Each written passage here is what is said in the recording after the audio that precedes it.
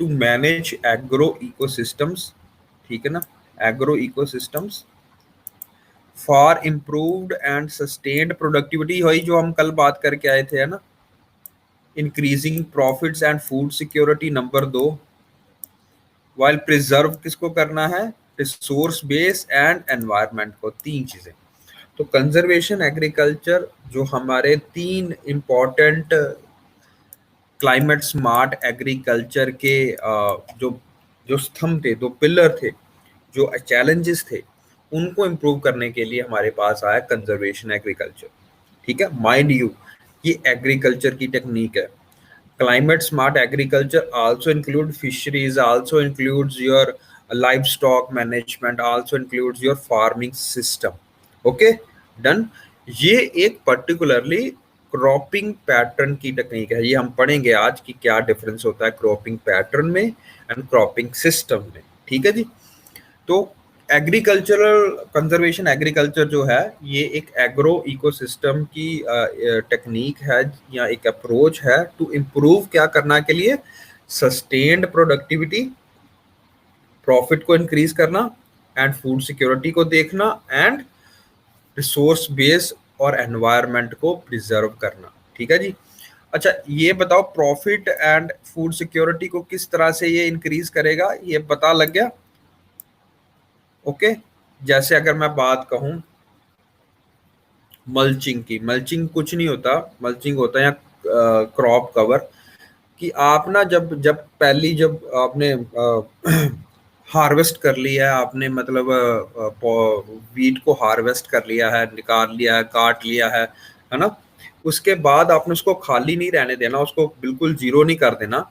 उसमें क्या करना है कि भैया जो ये तूड़ी पंजाबी में बोलते हो, तूड़ी फैला दो, या मतलब जो पत्ते पुत्ते पड़े हैं, रफेजिस हैं, एग्रीकल्चरल वेस्ट है, वो उसके ऊपर फैला दो, ताकि ताकि अगर हीट पड़े उसके ऊपर, जब सनलाइट पड़ती है उसके ऊपर, तो एवेपोरेशन, उसके अंदर का मॉइस्चर वो उड़ ना जाए, एवेपोरेट ना हो जाए, वो वहीं के प्रिजर्व रहे। ठीक है ना। तो उससे क्या होगा, आपका सॉइल मॉइस्चर रिटेंशन रहेगी एग्रीकल्चर, और उससे क्या होगा, बैक्टीरिया वहां पे बना रहेगा, बैक्टीरिया बने रहने के कारण वहां पे रिसोर्स जो है वो बना रहेगा, प्रिजर्व रहेगा। और दूसरी बड़ी बात, आप जितना भी फर्टिलाइजर एनपीके फर्टिलाइजर बाहर से डाल रहे हो, गवर्नमेंट के सब्सिडी बिल बढ़ा रहे हो, उसकी आपको कम जरूरत पड़ेगी। ठीक है ना। तो आपका इनपुट कॉस्ट जो है एग्रीकल्चर में जो आप लगाते हो वो कम करेगा, एक ये भी रीजन है। ठीक है ना।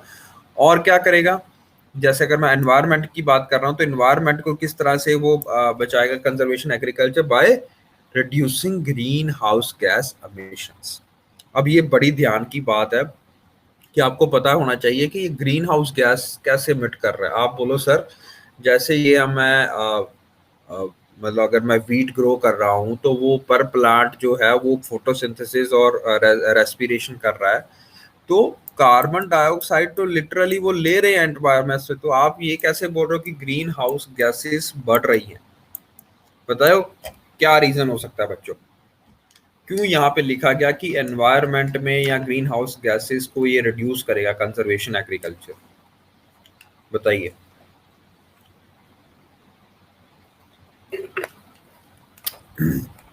क्या रीजन हो सकता है बच्चों, बताओ। कार्बन सिंक, अरे ये रीजन थोड़ा हुआ।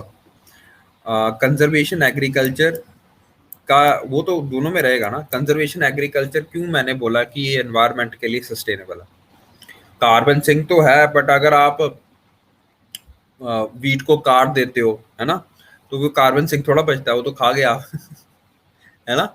उसके बाद तूड़ी जला दी, तूड़ी थी ना, जो बीच में बना, जो रेसिड्यू, क्रॉप रेसिड्यू बचा, जो बीच में टहनियां सी उसकी बची, उसको आप जला देते हो, जैसे पंजाब और हरियाणा के फार्मर्स है उसको जला देते हैं, तो वो ग्रीन हाउस गैस बना रहा है। One reason is this. Another reason, a very important reason, is the formation of nitrous oxide N2O. How does this form? Is very simple. ठीक है, आप एनपीके फर्टिलाइजर डालते हो, व्हाट इज एन, नाइट्रोजन। ठीक है, ये आपकी जो क्या कहते हैं, बाय डिफरेंट कम्प्लेक्स प्रोसेस जो है सॉइल में ऑक्सीजन के साथ मिलके ये कंपाउंड बनाती है नाइट्रस ऑक्साइड, और ये एक very powerful green house gas है। ठीक है जी। ये रिलीज होती है जब आप क्या कहते हैं फैलो लैंड छोड़ देते हो, यानी कि जब आप हल जोतते हो ना, 10-15 दिन हल जोतते रहते हो उसके ऊपर, है ना, तो ऊपर नीचे मिक्सिंग होती रहती है, उसके कारणवश ग्रीन हाउस गैस एमिशन होता है। ठीक है जी। तो कंजर्वेशन एग्रीकल्चर जब आप करोगे तो सबसे पहले इसका प्रिंसिपल क्या है ये आपको देखना है। इसका प्रिंसिपल है ये 3। ठीक है जी, ये 3 इसके प्रिंसिपल हैं। Let me clear this up. पहली बात, किसी भी टाइम पे आपको खाली मतलब वो नहीं छोड़नी है। जैसे आप समझ रहे हो कि भैया मैंने राइस उगाया था, राइस काट के मैंने जो उसके बीच में डंडियां बच जाती हैं, पता है ना आपको, डंडियां बच जाती हैं आफ्टर जब आप हार्वेस्टिंग कर लेते हो, है ना, जब आप काट लेते हो उसको तो ये डंडियां बच जाती हैं। अब वो जो डंडियां हैं, ठीक है ना, अब उसको तोड़ने के लिए एक और मशीन आती है जिससे तूड़ी बन जाती है, जो बिल्कुल रह जाता है फिर उसको साड़ दिया जाता है। अब साड़ना नहीं है, साड़ने के बाद उसके बाद दोबारा पानी वहां पे डाल के और फिर वहां पे हल जोता जाता है और प्लोइंग की जाती है और ट्रैक्टर से प्लोइंग की जाती है। इसको हम बोलते हैं कन्वेंशनल टिलेज। नाम याद कर लो एक, कन्वेंशनल टिलेज। कन्वेंशनल मतलब जो नॉर्मल तरीके आज जो हम पंजाब में आज भी यूज होता है, कन्वेंशनल टिलेज। टिलेज होता है गोदी करना, मतलब अगर आप रंबे से लग रहे हो, अगर आप एक उससे कर रहे हो, घर में गार्डनिंग कर रहे हो, तो उसको हम टिलेज ही बोलते हैं। ठीक है ना। लार्जर स्केल पे आप ट्रैक्टर के साथ करोगे, हल जोतोगे, है ना, तो हम उसको बोलेंगे कन्वेंशनल टिलेज। डन। तो कन्वेंशनल टिलेज क्या करती है कि सारी चीजों को, पूरी मिट्टी को ऊपर नीचे कर देती है, 1.5 फुट तक नीचे से मिट्टी को निकाला जाता है, ऊपर नीचे किया जाता है। इसके कारणवश क्या होता है, there is loss, number 1 loss of soil organic content, there is loss of soil moisture, there is loss of soil nutrients. ठीक है ना, बहुत ज़्यादा नुकसान होता है इन चीज़ों का, और जिसके कारण ओवरऑल प्रोडक्टिविटी जो है किसी भी फील्ड की वो नीचे जा रही है। ठीक है ना, नीचे। इसको इम्प्रूव करने के लिए क्या करते हो आप, और एनपीके फर्टिलाइजर डालोगे, आप और पेस्टिसाइड डालोगे, आप और हर्बिसाइड डालोगे। समझ रहे हो मेरी बात। तो गवर्नमेंट क्या चाह रही है, ये सर्कल जो बन रहा है एक दूसरे को जो रीइंफोर्स कर रहा है, उनको तोड़ने के लिए गवर्नमेंट ये सारा काम कर रही है अभी। ठीक है जी। तो नंबर 1 प्रिंसिपल क्या है कि किसी भी टाइम पे, ठीक है ना, जब आपने, अगर आपने राइस को काट लिया है, जब आपने गेहूं की खेती कर ली है और काट लिया है, तो क्या करेंगे, फिर भी वहां पे क्या रहना चाहिए, थोड़ा सा ऑर्गेनिक कंटेंट कवर रहना चाहिए, कवर रहना चाहिए। किसी टाइम पे भी आपने ये काम नहीं करना कि भैया जीरो कर दिया और दोबारा से नीचे से ऊपर मिट्टी कर रहे हो, ये काम नहीं करना। तो परमानेंट कवर नंबर 1 प्रिंसिपल है कंजर्वेशन एग्रीकल्चर का। नंबर 2 प्रिंसिपल है, ये यहाँ लिखा हुआ है, ये देखो, मिनिमम सॉइल डिस्टर्बेंस होनी चाहिए। यानी कि अगर आपने एक बार उगा लिया है ना, उगा के आपने काट लिया राइस को, उसके बाद अब नेक्स्ट खेती का सर्कल आएगा। जैसे नेक्स्ट क्रॉपिंग पैटर्न आता है हमारा, वीट उगानी है। जैसे हम इंडिया में बात करें और पंजाब की बात खास करें, यहाँ पे मोनोक्रॉपिंग नहीं, यहाँ पे ड्यूल क्रॉपिंग है। ड्यूल क्रॉपिंग का मतलब होता है हम सर्दियों में उगाते हैं वीट, और गर्मियों में उगाते हैं हम क्या कहते हैं राइस, है ना। वीट और rice mono dual dual cropping pattern है पंजाब में। ठीक है ना। लेकिन उसको उगाने के लिए आप ऊपर नीचे करते रहते हो जमीन को, तो जमीन को ऊपर नीचे बिल्कुल नहीं करना है। ये इसका सेकंड प्रिंसिपल है। फर्स्ट प्रिंसिपल क्या था, परमानेंट कवर रहना चाहिए किसी टाइम पे भी, मतलब हरियाली वहां पे दिखनी चाहिए आपको भैया। ठीक है जी। दूसरा काम है मिनिमम सॉइल डिस्टर्बेंस, और थर्ड काम है क्रॉप की रोटेशन करना। ये हम पढ़ेंगे क्रॉपिंग पैटर्न्स में, क्रॉप की रोटेशन कितने तरह से हो सकती है। यानी कि एक एक लाइन में आपने सपोज, मैं बताता हूँ जैसे क्रॉप रोटेशन किसको बोलेंगे हम। जैसे एक लाइन में हमने क्या कहते हैं उगा लिया वीट, उसकी अगली लाइन में आप वो उगा दो क्रॉप रोटेशन करते हुए चिट्टे छोले। ठीक है ना, चिट्टे छोले are nitrogenous in nature, nitrogen बड़ा पैदा करते हैं। राइजोबियम क्रॉप्स होती है, इनकी रूट्स में राइजोबियम होता है। अब राइजोबियम नाइट्रोजन बढ़ाएगा, है ना, वीट के साथ में, दोनों एक तरह एक ही उनका क्रॉपिंग पैटर्न होता है। तो ये चीजें मैं आप बोल रहा हूँ कि क्रॉप को रोटेट करके मतलब आप यूज कर सकते हैं, ठीक है ना। ओके ओके, व्हाट एल्स, यहाँ तक क्लियर है बच्चों?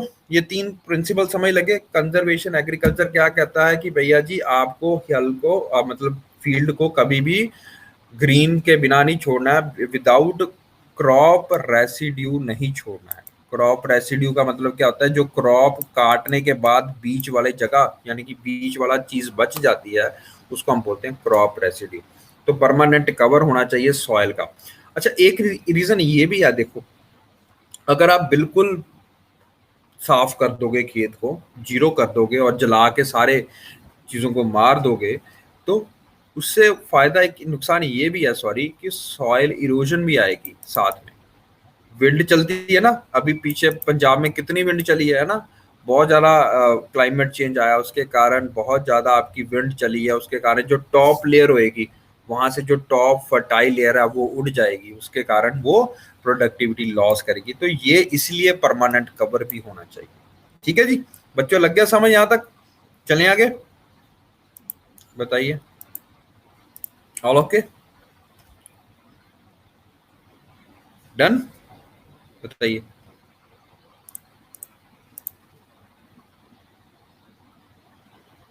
Okay okay, good good good.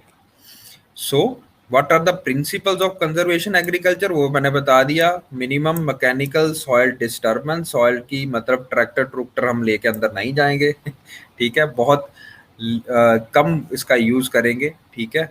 Permanent organic soil cover होना चाहिए, ये बता दिया क्या रीजन है उसका।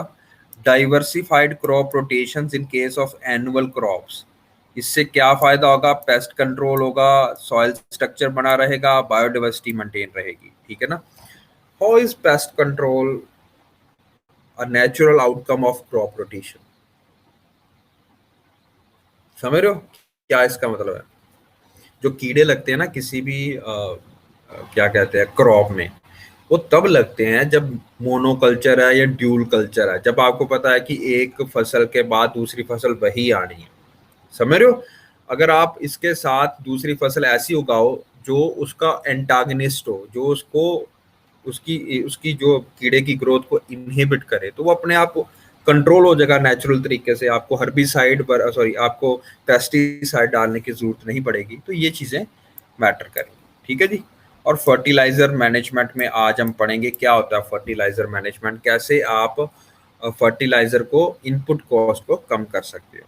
अब इसमें क्या क्या चीजें आती हैं, डायरेक्ट सोइंग आ गया, नो टिलेज आ गया, और ये दोनों साइनो हमारे लिए दोनों चीजें सेम है क्योंकि we are not agricultural persons, हमें डेप्थ में नहीं जाना है।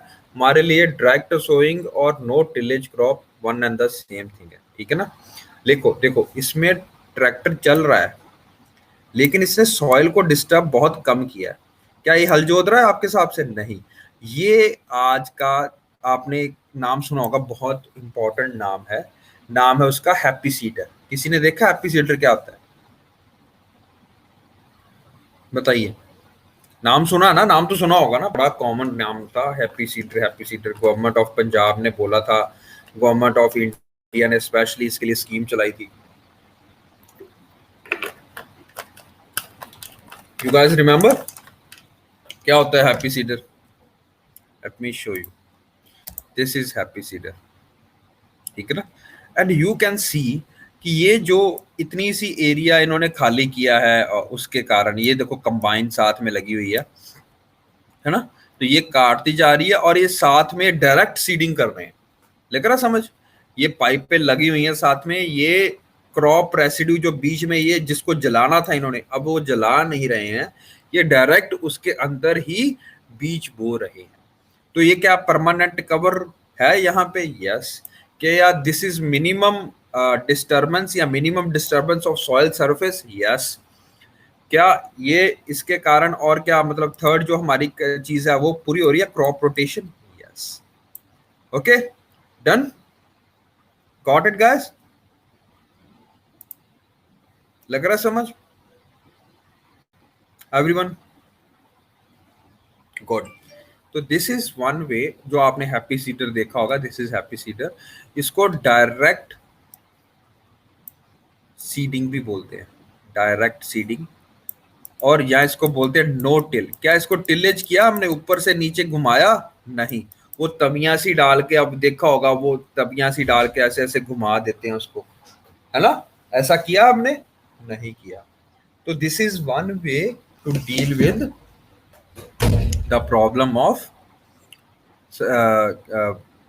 Unsustainable agriculture. Okay, done done done. तो this is one of no burning. यार इसका सबसे ज्यादा फायदा क्या होएगा? सब हैप्पी सीडर हमने क्यों लेके आए हैं, आपको सबको पता होगा हैप्पी सीडर लाने का one of the main reason was stubble burning. और स्टबल बर्निंग से क्या हुआ था आपको पता था? Choking of Delhi during November season, है ना? तो नवंबर सीजन में दिल्ली जैसे बहुत ज्यादा वहां पे पोल्यूशन हो जाता था, उसको रोकने के लिए हम लेके आए थे। Got it?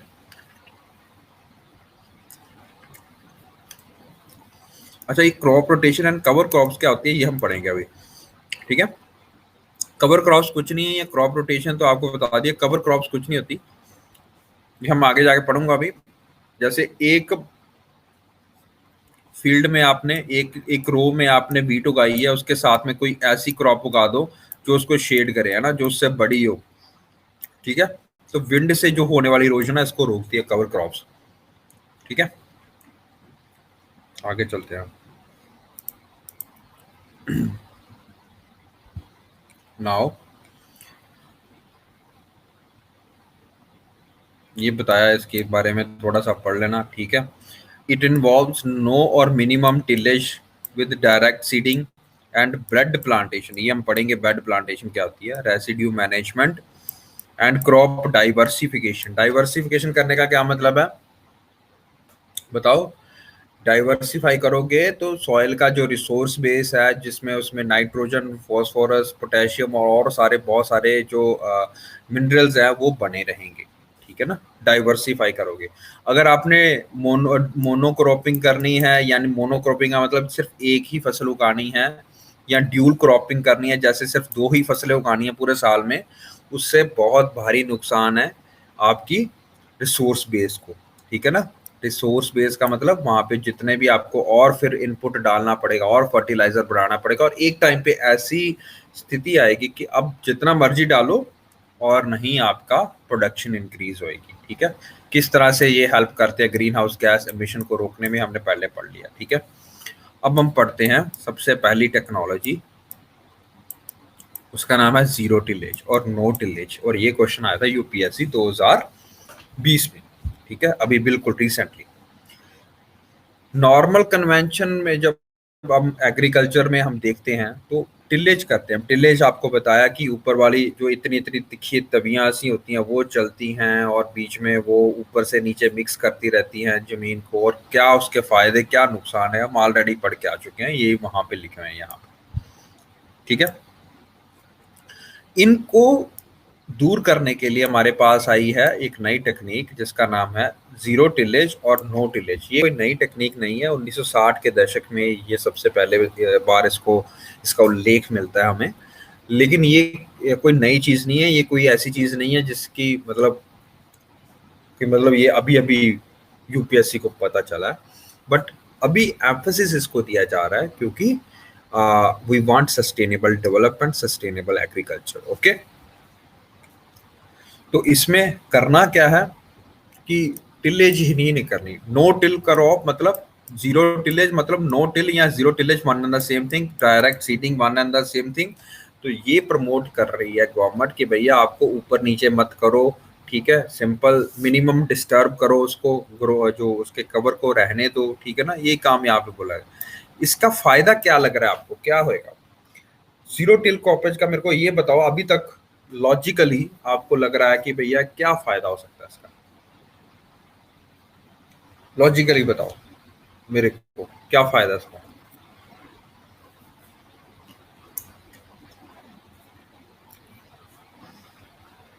अगर आप प्लोइंग नहीं करते हो,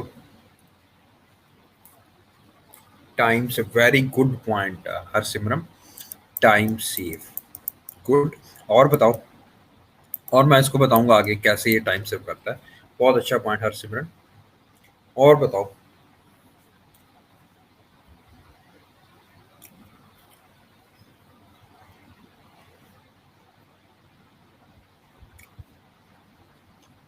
वो तो एक काम ही करता है, टाइम से भी करता है। गुड। बाकी क्या सो रहे हो? बाकी भी पॉइंट कंट्रीब्यूट करो।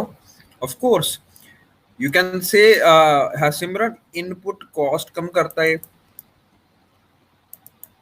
ना। इसमें फर्टिलाइजर आ जाएगा, फ्यूल आ जाएगा, है ना, लेबर आ जाएगा, ये सारी कॉस्ट कम करता है। मान लिया ये काम करता है, बहुत बढ़िया। और क्या काम करता है?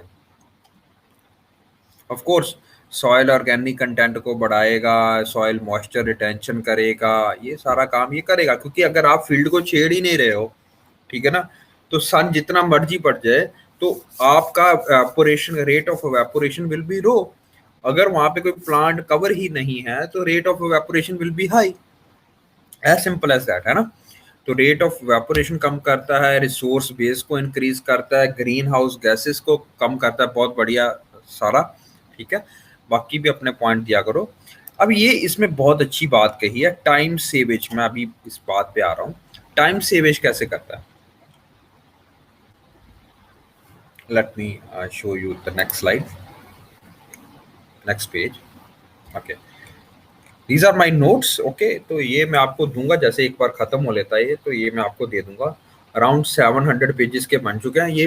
मैंने फॉन्ट बड़ा किया है, इसके लिए 700 पेजेस बने हैं। अराउंड 400 450 पेजेस के पूरे कॉम्प्रिहेंसिव इकोलॉजी और एनवायरनमेंट के नोट्स हैं ये, ठीक है ना। रोज मैं इसको अपडेट कर रहा हूँ, ठीक है। तो ये बिल्कुल अपडेटेड नोट्स बना रहा हूँ। तो ये जो है ये आपको पढ़ने पड़ेंगे अच्छे से, अगर आपने ये करना है। इसके ये इसका फायदा क्या है, क्योंकि ये 3-4 सोर्सेज से मिलके बने हुए हैं, मेरे कल्ले नोट्स नहीं है, मैंने सीधे कॉपी पेस्ट भी मारे हुए हैं, टू बी वेरी फ्रैंक, ठीक है ना। तो मैं अभी भी बोल रहा हूँ कि कोई भी मटेरियल जितने भी मैंने रेफर किए, कोई भी वेबसाइट रेफर करो, सब ने गवर्नमेंट की वेबसाइट से एज सच वर्बेटम चीजें उठाई होती हैं। तो अगर आप दृष्टि आईएएस फॉलो कर रहे हो तो वहां पे भी देखो, अगर आप विकास पीडिया देखते हो वहां पे भी देखो, इन्होंने विकास पीडिया की कॉपी मारी होती है, रज रज के सब ने एज सच कॉपी पेस्ट। मतलब कोई वर्ड भी नहीं चेंज करना कि भैया ऐसा लगे कि इन्होंने नई कॉपी मारी हुई। एज सच ये सारी कॉपी ऐसे करते हैं, ठीक है। तो हमेशा 2-3 सोर्सेज है, उन्हीं को मान के चलो। पीआईबी हो गया, विकास पीडिया बहुत अच्छा सोर्स है एग्रीकल्चर के लिए, कुरुक्षेत्र बहुत अच्छा सोर्स है। तो वहां से निकालते हैं टॉपिक्स। कोई ऐसे नहीं समझ लगता कि ये खुद बना रहे हैं। Content creation is very difficult actually. तो ये बस कॉपी पेस्ट मारते हैं। तो मैंने भी मारी है, मैं बोलता हूँ कि मैंने मारी, पर मैंने 4-5 जगह से मारी है कॉपी पेस्ट करके। जो मेरे को अच्छी चीज लगी मैंने कर रहा हूँ, यहाँ पे लिख रहा हूँ। अच्छा, zero tillage in India. India में जीरो टिलेज 1960 में सबसे पहले हमने स्टार्ट की थी, ठीक है। अच्छा, किसी ने, अब चलो हम अभी भी बात करेंगे टाइम सेविंग। क्या इसमें वाटर सेव नहीं हो रहा? वाटर भी तो सेव हो रहा है, ठीक है, वाटर कंजर्वेशन भी तो आ रहा है, ठीक है ना। वो कैसे, हम आगे बात करेंगे अभी। तो जीरो टिलेज है जो is a system being followed in the Indo-Gangetic plains where rice wheat cropping is present. Wheat is planted after rice harvest without any operation. तो आपको टिलेज करने की जरूरत नहीं है। टिलेज करने के लिए आपके पास जो तेल लगता, ट्रैक्टर का वियर एंड टियर होती, ट्रैक्टर में जो डीजल पड़ता, फ्यूल सेविंग्स हैं, वो सारी की सारी सेविंग्स हो रही हैं आपके पास। कोई जरूरत नहीं है। उसके बाद जो आपको पानी लगाना पड़ता है सुहागा फेरने के लिए, वो भी जरूरत नहीं है आपको, ठीक है ना। तो पानी की भी सेविंग हो रही है, वाटर की कंजर्वेशन की सेविंग हो रही है। उसके बाद इलेक्ट्रिसिटी चाहिए, अगर आपने पंप चलाना है, उसकी इलेक्ट्रिसिटी की सेविंग हो रही है। तो ये सारा कुछ आप जीरो टिलेज के फायदे में लिख सकते हो, मैं आगे भी करवाऊंगा, ठीक है। अच्छा, ये जो टिलेज है ना, अभी शायद हरसिमरन ने ये पॉइंट आउट किया था सर कि it will save time. Save time, yes of course. जो पहले अगर आप टिलेज के लिए 10 से 15 दिन लगाते थे, तो अगर आपने टिलेज करनी नहीं है तो can you advance the growing period of wheat या राइस। कोई भी चीज को अगर आप उगा रहे हो तो 10-15 दिन पहले उगा पाओगे। अच्छा, 10-15 दिन पहले उगाने का मेन फायदा क्या है आपको? क्योंकि जैसे क्लाइमेट चेंज हो रहा है, आपको पता है कि अब हमारे पास अराउंड 8 to 9 मंथ्स के ज़्यादा प्लस में इतना ज़्यादा टाइम सनशाइन रहती है। खास करके मैं वीट की बात कर रहा हूँ। वीट एक ऐसा पौधा है जो कि सर्दियों में उगता है। समझ गया सब, ठीक है ना। और वीट एक ऐसा पौधा है that does not require much of A sunlight, इसको ज्यादा सनलाइट की जरूरत, ज्यादा टेम्परेचर की जरूरत नहीं है, ठीक है ना। तो एक फिनोमिना आता है जिसका नाम है टर्मिनल हीट स्ट्रेस, ठीक है। टर्मिनल हीट स्ट्रेस, इसका क्या मतलब है कि जो क्लाइमेट चेंज है that forms are shorter winter, short period मिलता है इसको विंटर में, और समर जल्दी स्टार्ट हो जाती है ना। आपको पता है कि अभी तो छोड़ो, वैसे नॉर्मली मार्च में आपको पता है कि फरवरी के लास्ट वीक आते आते ठंड एकदम से जाना शुरू हो जाती है, मार्च में आते बिल्कुल मेलो डाउन टेम्परेचर हो जाता है। और आपने पता है ना कि कब इसकी वो होती है, कटाई कब होती है, अप्रैल में, है ना, अप्रैल में होती है। और आपको पता है कि इस बार अप्रैल में बारिश पड़ी थी उन दिनों में, है ना। तो क्लाइमेट चेंज हो रहा है और उसके कारण हीट भी ज्यादा आ रही है, और विंटर्स छोटे होते जा रहे हैं, विंटर सीजन छोटा होता जा रहा है और समर सीजन बढ़ता जा रहा है। उसके कारणवश क्या हो रहा है कि जो पौधा है उसकी प्रोडक्टिविटी के ऊपर बहुत फर्क पड़ता है। इसका नाम हमने दिया टर्मिनल हीट स्ट्रेस, यानी कि गर्मी के कारण पौधे की पैदावार में जो कमी आ रही है, हमने उसको नाम दिया टर्मिनल हीट स्ट्रेस। एंड जो जीरो टिलेज है that provides the opportunity to escape this period. कैसे? अगर आप वीट की जुताई, जब आपने उसको जमीन में गाड़ना है, डायरेक्ट सीडिंग करनी है उसकी, अगर आप 10-15 दिन पहले कर पाओगे तो 10-15 दिन पहले काट भी तो पाओगे, समझ रहे हो। 10-15 दिन पहले काट लिया और 10-15 दिन पहले काट लिया तो आप टर्मिनल हीट स्ट्रेस के कारण जो पत्ते मुरझा जाते हैं या क्लाइमेट चेंज के कारण वो आपका बच जाता है। समझ रहे हो मेरी बात? डन? लग गई समझ? Reduce crop yield, good, okay. Advancement in sowing date, application of a diesel dosage of nitrogen and irrigation at the time of grain filling stage are very important methods to prevent terminal heat stress। तो ये बताया गया कि क्या क्या use करना, हमें ये पढ़ना नहीं है, बट आप ये बस याद रखो कि एक वन ऑफ द मेजर जो क्या कहते हैं importance of zero tillage is it reduces the time of, या it advances the time of growing of crops. Okay, advance कर देगा जो अगर हम आपने ये काम करना है। बाकी तो आपको पता है क्या क्या मेथड है। दूसरी जो सबसे इंपॉर्टेंट चीज है, it also reduces cost of cultivation. जब आपकी इनपुट कॉस्ट कम हो जाएगी, और जैसे जिस हिसाब से आप देख रहे हो diesel is like 90-95 rupees per litre, है ना। तो अगर आप अपने एक्सपेंडिचर कम कर पा रहे हो, अगर आप इनपुट कम कर पा रहे हो अपना, ठीक है ना, तो इनपुट कम कर पा रहे हो तो आपकी सेविंग इतनी हो जाएगी अराउंड 2500 से 3000 रुपया प्रति हेक्टेयर आपके पास बचेगा। तो ये एक तरह से आप सब्सिडी मान सकते हो। गवर्नमेंट को क्या फायदा हुआ प्रमोट करने का जीरो टिलेज? गवर्नमेंट के जो इनपुट कॉस्ट है, जो आपको सब्सिडी देती थी, जो आपको एनपीके फर्टिलाइजर पे सब्सिडी देती थी, फ्यूल पे सब्सिडी देती थी, क्या कहते हैं इलेक्ट्रिसिटी पे सब्सिडी देती थी, ये सारा काम आपका कम हो जाएगा। ठीक है जी, डन। और दूसरी बात, फायदा क्या है? ऑर्गेनिक कंटेंट इससे बढ़ेगा कि कम होगा बताइए? जीरो टिलेज जब आपने छेड़नी नहीं है जो वहां पे चीज पड़ी है, तो ऑर्गेनिक और ह्यूमस कंटेंट एक जो भी सॉइल है उसका बढ़ेगा ही बढ़ेगा, तो ऑर्गेनिक कंटेंट भी इंक्रीज हो रहा है।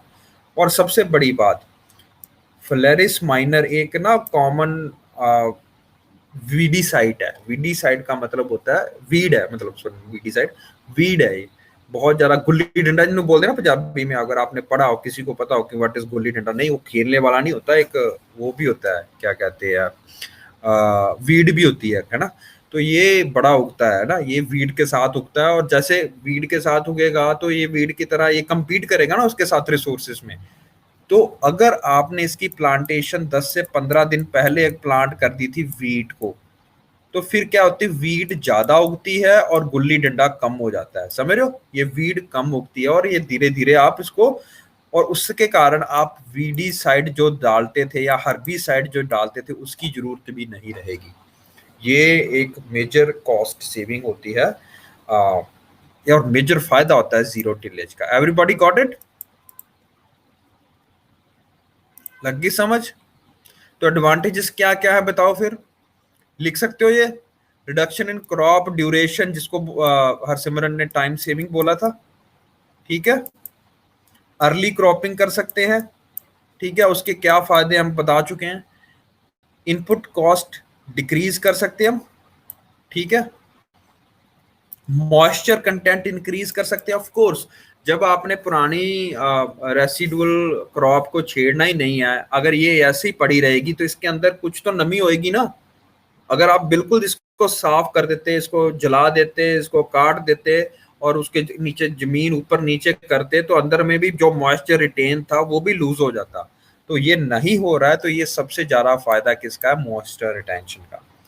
ऑर्गेनिक मैटर इंक्रीज हो रहा है, ऐड हो रहा है, ये भी आपको पता है। एनवायरमेंटली सेफ है क्योंकि ये नाइट्रोजन डाइऑक्साइड को, नाइट्रोजन नाइट्रस डाइऑक्साइड को कंसंट्रेशन को बढ़ने से रोकती है। ये भी एक मेजर इशू है जो सॉल्व हो जाता है इससे। No tillage reduces the compaction of the soil and reduces water loss by run off and prevent soil erosion, ठीक है। ठीक है, तो बिखरने से बचाती है अर्थ को, ठीक है ना, जो सॉयल है उसको बिखरने से बचाती है और सॉइल इरोजन से बचाती है। माइक्रोब्स की और जो उसका बायोटिक कंटेंट होता है सॉइल का, ह्यूमड कंटेंट होता है, वो इसको इंक्रीज करती है। कार्बन सिक्वेस्ट्रेशन पोटेंशियल बहुत ज्यादा है। ये देखो लिखा हुआ ना, नाइट्रोजन डाइऑक्साइड एमिशन बाय 70%। लगी समझ अब? कार्बन सिक्वेस्ट्रेशन और नाइट्रस डाइऑक्साइड कंटेंट है ना। ओके। अच्छा, एक ना हमारे पास एक चीज आती है नाइट्रोजन मैनेजमेंट के लिए, ठीक है। एक प्रोग्राम के बारे में नाम याद रखो, night NPK fertiliser, not nitrogen, NPK fertilisers के बारे में, ठीक है ना।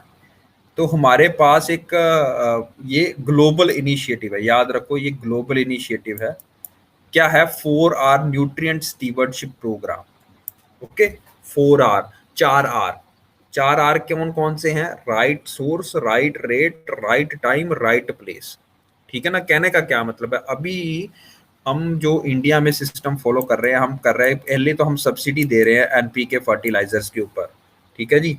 अब दूसरा है कि हम क्या कहते हैं, हमारे पास जो किसान है उसको कोई अंदाजा नहीं है कि भैया मेरे सॉइल की कितनी कैपेसिटी है, कितना रिसोर्स बेस है, कितना नाइट्रोजन है उसमें, कितने किस चीज़ की कमी है। ये हमारे पास कोई डाटा नहीं है, ना कोई हमारे पास इसका वो है, ठीक है जी। अब हमारी गवर्नमेंट जागी है और हमने सॉइल हेल्थ कार्ड लेने शुरू किए हैं, देने शुरू किए हैं। वो क्यों कर रहे हैं? ताकि हमें पता तो चले भैया कि कौन, अगर मैं मतलब फसल उगाने से पहले टेस्ट करा लेता हूँ एक बार कि भाई पता चले कि कौन सा मैं क्या कहते हैं नाइट्रोजन डालू, कितना डालूंगा, या फॉस्फोरस कितना डालूंगा, या मैं कोई भी फर्टिलाइजर्स कितना डालना है, पेस्टिसाइड कितने डालने की जरूरत है। उसके बाद बीच जब आपकी आधी फसल हो जाती है, आधा टाइम हो जाता है, उसके बाद में मैं फिर से सॉइल लेके जाता हूँ ताकि मेरे को उस टाइम पता चल जाए कि भैया किसी चीज की कमी है तो अभी डाल दे, है ना, ताकि क्रॉप प्रोडक्टिविटी मेरी इंक्रीज हो पाए। समझ रहे हो? तो ग्लोबल इनिशिएटिव है हमारे पास 4R न्यूट्रिएंट स्टीवर्डशिप प्रोग्राम, ये कनाडा में करंटली है, चल रहा है।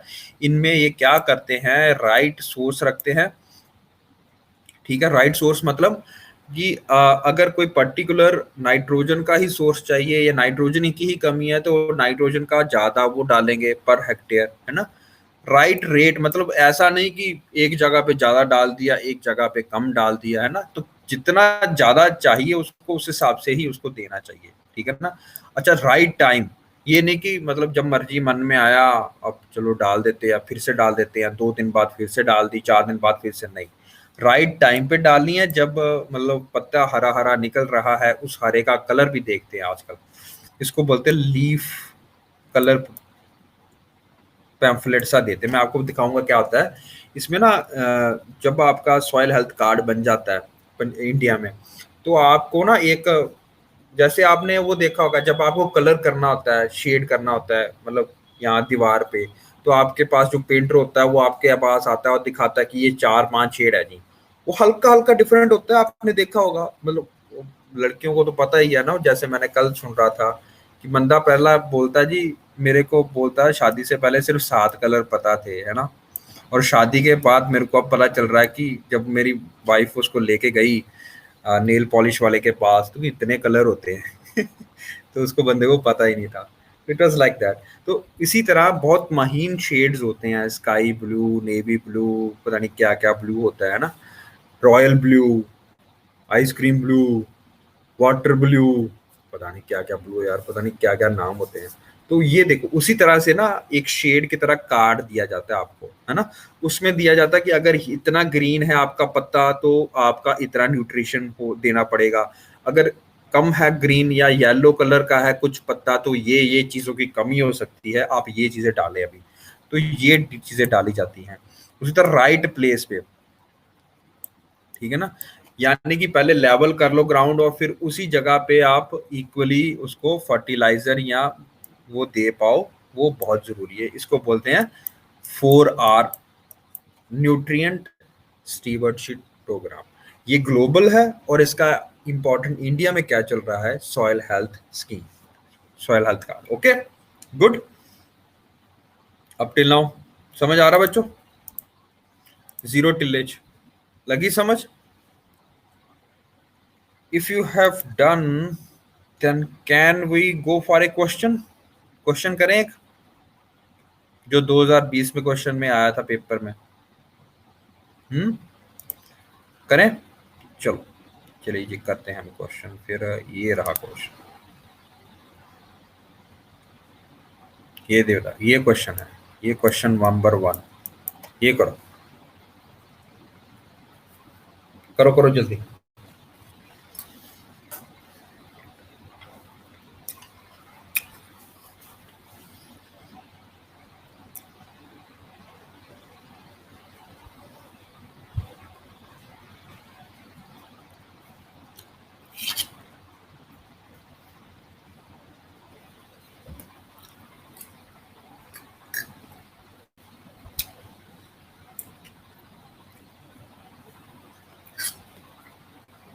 जल्दी जल्दी सारे बच्चे दो आंसर।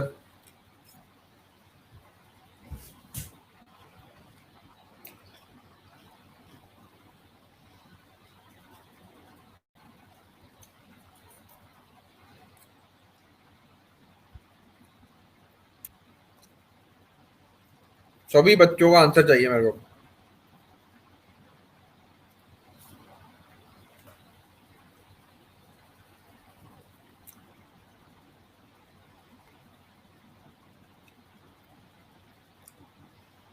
सभी का आ गया आंसर?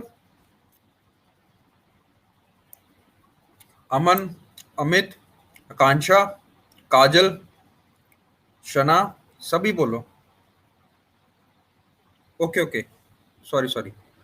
अभी दिख रहा है बेटा? अभी दिख रहा है? बताओ। चलो बताइए फिर आंसर इसका।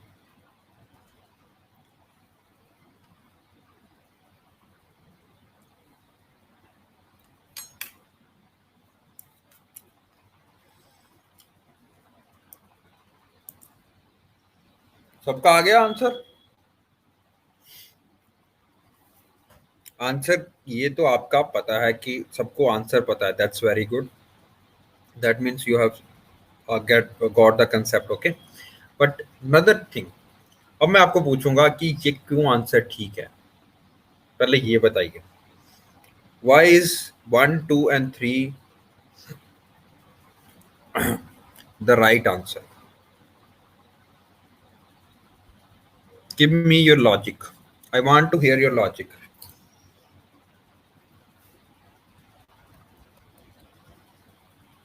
ये तो चलो मैंने लास्ट वाला तो बता ही दिया था, कार्बन सिक्वेस्ट्रेशन पॉसिबल है ना। How is second the right option?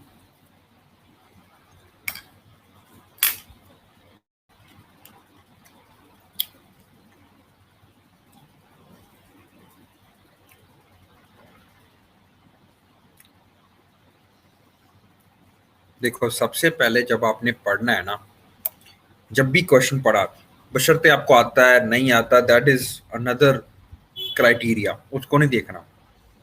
Always check.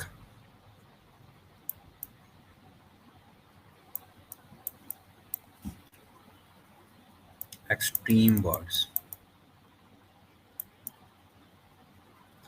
क्या यहाँ पे ओनली लिखा है? ऑप्शन ये वाली छोड़ के, ऑप्शन यहाँ पे तो ओनली लिखा ही जाएगा, ये वाला छोड़ के क्या इसमें कहीं ओनली लिखा है?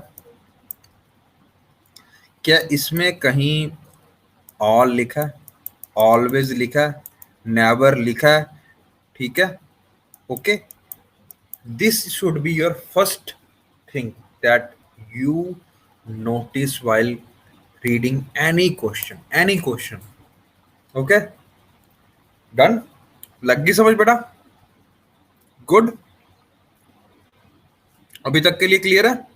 ठीक है, तो अब आपने सबसे पहले यहाँ पे देखना है, तो कहीं भी कुछ भी पढ़ो, आपने समझने से पहले ये देखना है कि कहीं पे, अब आपको लग रहा होगा सर ये लिखो, विदाउट लिखा है, ठीक है ना, without is not extreme word, ठीक है ना। What is extreme word? Only burning, ठीक है, ओनली राइस सैपलिंग्स, ठीक है ना, okay. Direct planting of paddy seeds only, only, ठीक है ना, only is the catch word here, ठीक है। ऑल दी क्या कहते हैं, all the direct planting of, या ऑल दिया आएगा, ठीक है ना, ऑल आएगा जहां पे, ओनली आएगा जहां पे, वेदर आएगा जहां पे, these are the catch words that you need to omit first. उसको टिक लगा लेना है कि भैया ये चीज समझनी पड़ेगी मेरे को। उसके बाद देखो, वैसे तो क्वेश्चन इज वेरी सिंपल, 3 तो होना ही चाहिए था, मैंने आपको बताया 3 कहाँ कहाँ पे है, सब जगह पे दी है, इसको आप एलिमिनेट कर सकते हो, ठीक है। अब है कि भैया sowing of wheat is possible without burning, और इसी कारण तो जीरो टिलेज का मेन फायदा है। हैप्पी सीडर का फायदा क्या है? अगर आपने टिल करना है तो, है ना, समझ रहे हो, तो आप डायरेक्ट सीडिंग कर सकते हो, बिल्कुल सही बात है। तो 2 और 3 भी हो सकता है आंसर, तो ये आंसर आपका ऑप्शंस गया। अब आपका answer is between B and D. अगर पेपर में आप 50-50 पहुंच जाते हो तो ये क्वेश्चन आपको करना ही पड़ेगा, ठीक है। अब ये मत करना कि भैया जी आपका 80 से ऊपर का अटेम्प्ट हो रहा है या 90 से ऊपर का अटेम्प्ट हो रहा है, there will be more negative marking, okay, because you never know what is the right answer until only जब तक यूपीएससी प्री अपनी कीज नहीं निकालती। बाकी तो शाम को पता चल जाता है आपको, ठीक है ना, मोटा मोटा कि कितने आंसर आपके ठीक हैं, जो इंस्टीट्यूट्स वाले पेपर देते हैं सॉल्व करके।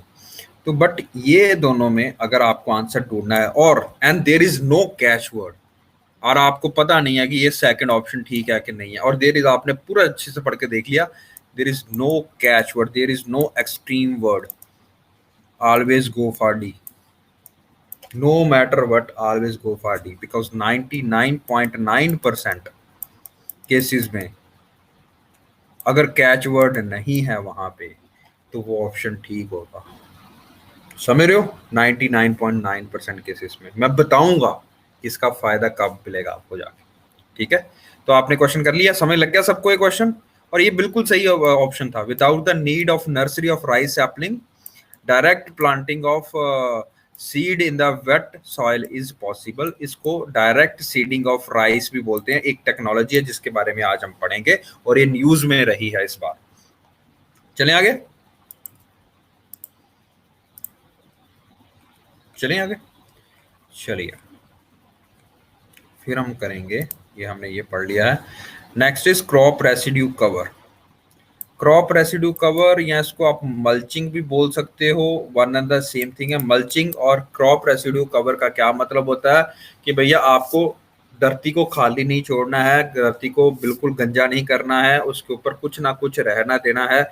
अगर आप जैसे एक लाइन पे, एक रो में आप वीट उगा रहे हो, तो दूसरी रो में कुछ मत करो, खाली रहने दो। यहाँ पे आप घास फूस जो होता है ना, काटा हुआ घास फूस, वो खिला दो, ऑर्गेनिक जो वेस्ट है वो खिला दो यहाँ पे, ठीक है ना, ताकि आपका सॉइल का एक तो ऑर्गेनिक कंटेंट बना रहे, और दूसरा क्या है उसका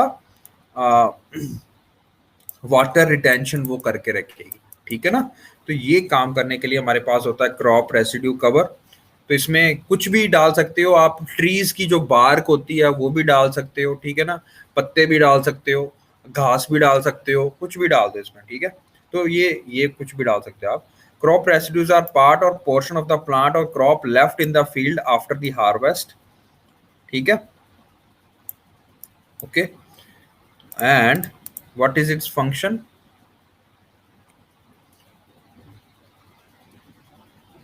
अब अगर मैं बोलूं कि क्रॉप रेसिड्यू मैनेजमेंट के कारण आप स्टबल आप एयर पोल्यूशन को कंट्रोल कर सकते हो, it is a true statement, है ना, समझ गए, इट्स अ ट्रू स्टेटमेंट। क्यों? आपको समय लग जाएगी अभी, ठीक है ना, okay. Next important technique is, number third technique is system of rice intensification, ठीक है। अब ये क्या नई टेक्निक आ गई भैया? सिस्टम ऑफ राइट इंटेंसिफिकेशन भी कोई नई टेक्निक नहीं है, ये काफ़ी पुरानी टेक्निक है, 70-80 के दशक में आई थी। अब system of rice intensification technique एक आपकी रिसोर्स कंजर्वेशन टेक्निक है, यानी कि जिससे कि आप सस्टेनेबल एग्रीकल्चर कर पाते हो। नॉर्मली क्या होता है, आपने देखा होगा कि जो राइस जब उगाते हो, एक तो ये इसके लिए, क्या ये खारिफ क्रॉप है या राबी क्रॉप है, बताइए first of all, is it a rabi crop और ए खारिफ क्रॉप? सभी सभी दें आंसर,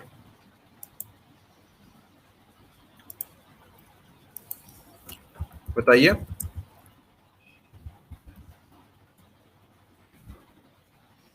इसे राबी क्रॉप और kharif crop?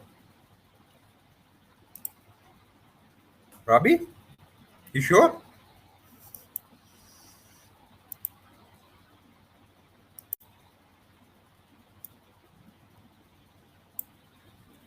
Are you sure guys?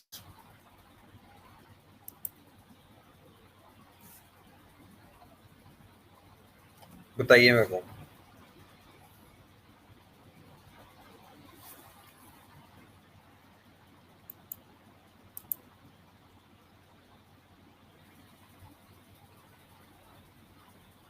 पहले तो ये बताओ यार seriously, what is it? It's a kharif crop और इट्स ए राबी क्रॉप?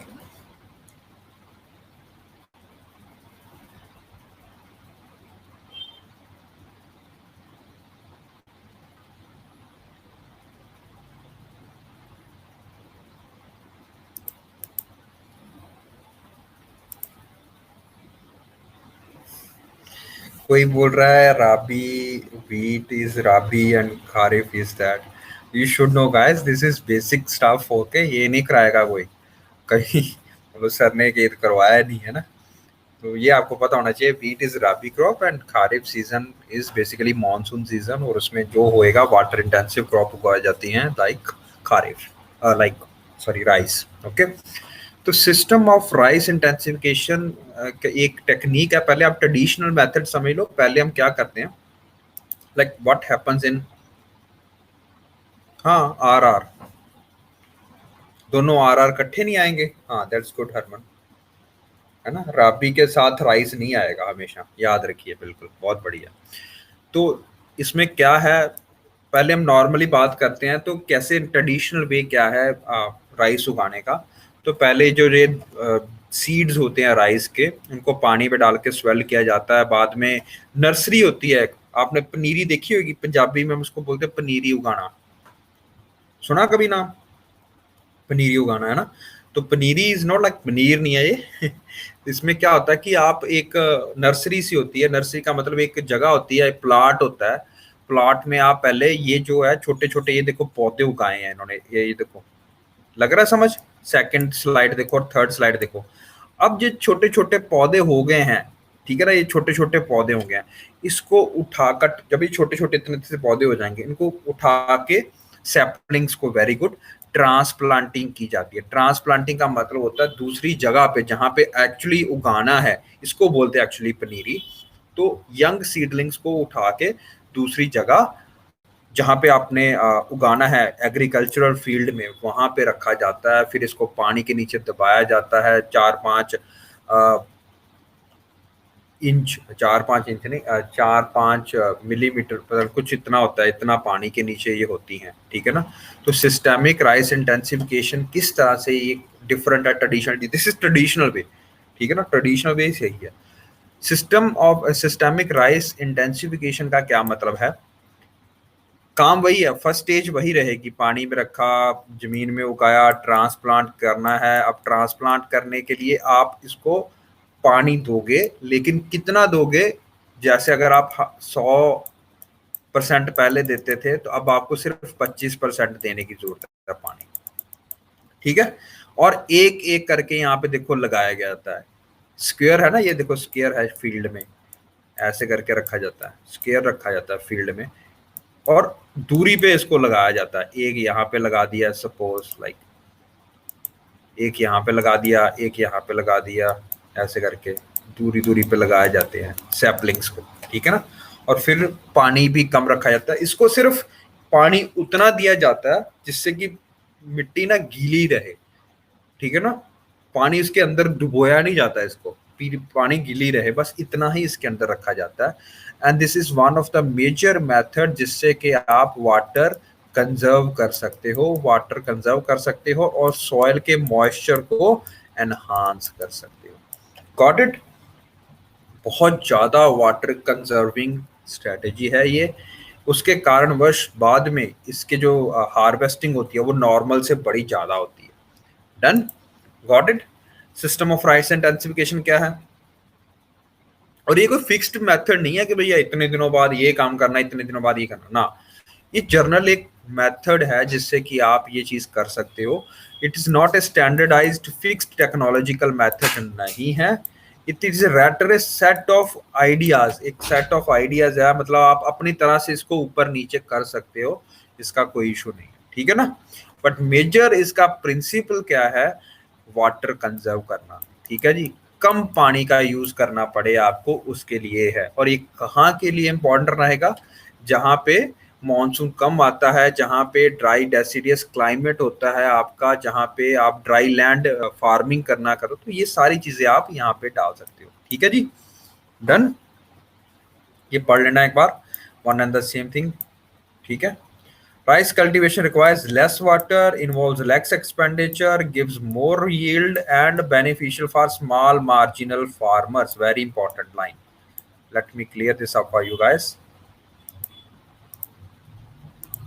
दिख रहा है? स्मॉल एंड मार्जिनल फार्मर्स के लिए बहुत ज्यादा इंपॉर्टेंट है ये, ठीक है। और लेस एक्सपेंडिचर है, पानी का भी कम आता है इसका, और ये क्लाइमेट चेंज के लिए भी बहुत बढ़िया रहती है, ठीक है। क्या क्या बेनिफिट्स हो सकते हैं? हायर यील्ड है, 10 दिन पहले आप इसको काट सकते हो, रिड्यूस ड्यूरेशन टाइम भी कम कर सकते हो, उसके कारण क्लाइमेट चेंज का इम्पैक्ट भी आप कम कर सकते हो। लेसर केमिकल ये लगते हैं, लेसर वाटर रिक्वायरमेंट है, ज़्यादा मोटा दाना निकलेगा, ग्रेन वेट साइज भी इंक्रीज होएगा, हायर राइस रिकवरी ज़्यादा होएगी, कोल्ड टॉलरेंस रहेगी, ये सारी चीज़ें।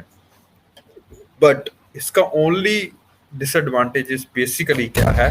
It is very labour intensive. लेकिन गवर्नमेंट ऑफ इंडिया क्यों फायदा कर रही है? ये तो फायदे हैं, गवर्नमेंट ऑफ इंडिया क्यों कर रही है? क्योंकि ये रूरल एम्प्लॉयमेंट पैदा करेगा, समझ रहे हो? क्योंकि ये हाईली लेबर इंटेंसिव है, तो जो जो लैंड लेस लेबरर्स होंगे, जो टेनेंट लेबर्स होंगे, उनके लिए बहुत फायदेमंद रहेगा ये वाला तरीका, ठीक है। ओके,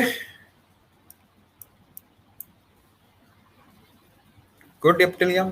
तो सिस्टमिक राइस इंटेंसिफिकेशन के बारे में आज हमने पढ़ा, और इसी का ही वेरिएंट है एक, जो इंडिया का वेरिएंट है, वो है कदीरा मंगलम सिस्टम ऑफ राइस इंटेंसिफिकेशन, ठीक है। ये तमिलनाडु के एक क्या कहते हैं किसान का मेथड है, डेवलप है, एस गोपाल ने किया था, ठीक है। वो क्या कह रहा था कि भैया जब हम ये एक कल्ला कल्ला इतनी इतनी दूर बाद इतना छोटा छोटा प्लांट उगाएंगे, जब हमने मतलब आफ्टर नर्सरी से हम पनीरी लेके आए हैं, और जब अपने खेत में स्क्वायर बना के उसको काट के लगा रहे हैं 1-1 फुट की दूरी पे इतने प्लांट को, समझो हवाई वो नीचे गिर जाएगा, कोई फायदा नहीं उसका। अच्छा, सनलाइट डायरेक्ट ज्यादा पड़ गई तो मर जाएगा वो बेचारा, है ना। तो इन्होंने क्या किया कि भैया जी कहते हैं हमारे यहाँ पे हवा बड़ी आती है, we do have very large winds बहुत आती हैं वहां पे तमिलनाडु ने। तो उन्होंने क्या चेंज किया, एक ही जगह पे एक ही पत्ता उगाने की बजाय, एक ही सैपलिंग लगाने की बजाय इन्होंने 4-5 सैपलिंग लगा दिए, ताकि इकट्ठे रह के वो इन चीज का इस उनका मतलब जो सर्वाइवर पोटेंशियल है वो ज्यादा बढ़ जाए। ठीक है जी। बट इससे और नुकसान क्या था, ओनली क्या नुकसान है, नुकसान नहीं है वैसे तो, फायदा ही इंडिया के लिए, और लेबर रिक्वायर होती है ये काम करने के लिए, बहुत ज्यादा लेबर चाहिए होती है इसके लिए, it is more labour intensive, but it is very effective method and it increases the crop productivity. Okay, just remember the name. इतना मेथड क्यों करवा रहा हूँ पता है, अगर कल को आप आंसर लिखने बैठते हो, पेपर में आपको कोई क्वेश्चन आता है, तो आपके पास मटेरियल होना चाहिए, this is a material. Okay, अगर इसका आप 5% 10% भी मेंशन कर पाओगे ना पॉइंट वाइज तरीके से, तो आपको नंबर मिलेंगे उसके। ठीक है जी, डन। चलिए आगे चलते हैं फिर, और ये है करंट अफेयर के साथ related, direct seeding of rice. ठीक है, direct seeding of rice, system of rice intensification and traditional method of rice cultivation, 3 different चीजें हैं। ट्रेडिशन में क्या करते थे वो मैंने बताया आपको, सिस्टम ऑफ राइस इंटेंसिफिकेशन में क्या करते हैं वो बताया मैंने आपको, समझ गए। बेसिक दोनों में क्या डिफरेंस था कि भैया जी सेकंड वाले में सिस्टम ऑफ राइस इंटेंसिफिकेशन में पानी की कम जरूरत पड़ती है, ठीक है, लेबर की थोड़ी सी ज्यादा जरूरत पड़ती है, बट पानी की बहुत ज्यादा सेविंग होती है, फर्टिलाइजर की सेविंग होती है, और प्लांट की प्रोडक्टिविटी इंक्रीज होती है। ट्रेडिशनल मेथड क्या है कि पहले पानी को पूरा कवर कर छोड़ो उसके साथ, है ना, जब पनीरी लगाओगे उसको ऑलमोस्ट बीच में छोड़ देना, पानी ऊपर तक छोड़ देना है, तो उससे बहुत ज़्यादा पानी की रिक्वायरमेंट होती है, बहुत ज़्यादा वाटर डिप्लीट होता है और ग्राउंड वाटर डिप्लीट होता है, और उसके कारण बहुत ज़्यादा गवर्नमेंट को सब्सिडी देनी पड़ती है। अभी प्रॉब्लम क्या आई, खास करके पंजाब, हरियाणा और वेस्टर्न यूपी वाले प्रदेशों में, कि भैया जी कोविड-19 आ गया हुआ था, उसके कारणवश जो सारी की सारी ये थे क्या कहते हैं लेबर थी वो जा चुकी थी, है ना। तो अब किसानों के पास कोई इनका हल नहीं था, क्योंकि ये लेबर इंटेंसिव जॉब होती है, और सिस्टम ऑफ राइस इंटेंसिफिकेशन है या ट्रेडिशनल जो भी आप एग्रीकल्चर फॉलो कर रहे हो, तो they are highly labour intensive. ठीक है ना। तो अब ये प्रॉब्लम आई, तो आई कार ने और सुप्रीम कोर्ट ने बाद में क्या सजेस्ट किया, कहते जी आप ऐसा करो कि आप, आपके पास लेबर तो आ नहीं रही क्योंकि कोविड-19 की रिस्ट्रिक्शंस थी, ठीक है ना, तो आप डायरेक्ट सीडिंग करो। तो आपने ये वाला स्टेज छोड़ देना है, नर्सरी वाला स्टेज आएगा ही नहीं डायरेक्ट सीडिंग में, समझ रहे हो मेरी बात। जो नर्सरी में जाते थे वहां से पनीरी लेके आते थे फिर यहाँ पे उगाते थे, वो हमने जरूरत ही नहीं पड़ी हमें। ठीक है जी, डन। ओके, तो यहां से आपका काम स्टार्ट होगा, और क्योंकि ये लेबर इंटेंसिव था, तो अब आपको कहा गया कि भैया जी हाथ में लगाने की जरूरत नहीं है, एक एक करके आप ट्रैक्टर रखो, ट्रैक्टर में जैसे बीच में उन्होंने मशीन बना दी एक, वो सीधा सीधा अपने आप लगाता रहता था जाके। ठीक है, डन। ओके, तो ये मेथड का नाम है direct seeding, sorry direct seeding of rice. Okay, direct seeding of rice technology क्यों न्यूज पे था वो बता दिया आपको, ट्रेडिशनल मेथड क्या है वो बता दिया हमने पहले ही। ठीक है ना, नॉर्मल ये होता है देखो, ठीक है। और उसके बाद डायरेक्ट सीडी में क्या है कि ऑलरेडी जर्मिनेटेड है सीड, आपको नर्सरी के पास जाने की जरूरत नहीं है, एक मशीन ट्रैक्टर के पीछे लगा दी जाएगी, वो अपने आप लगाती रहेगी। ठीक है, तो जो आपको लेबर का काम था वो काम काफी कम हो जाएगा, जरूरत नहीं पड़ेगी। ठीक है जी,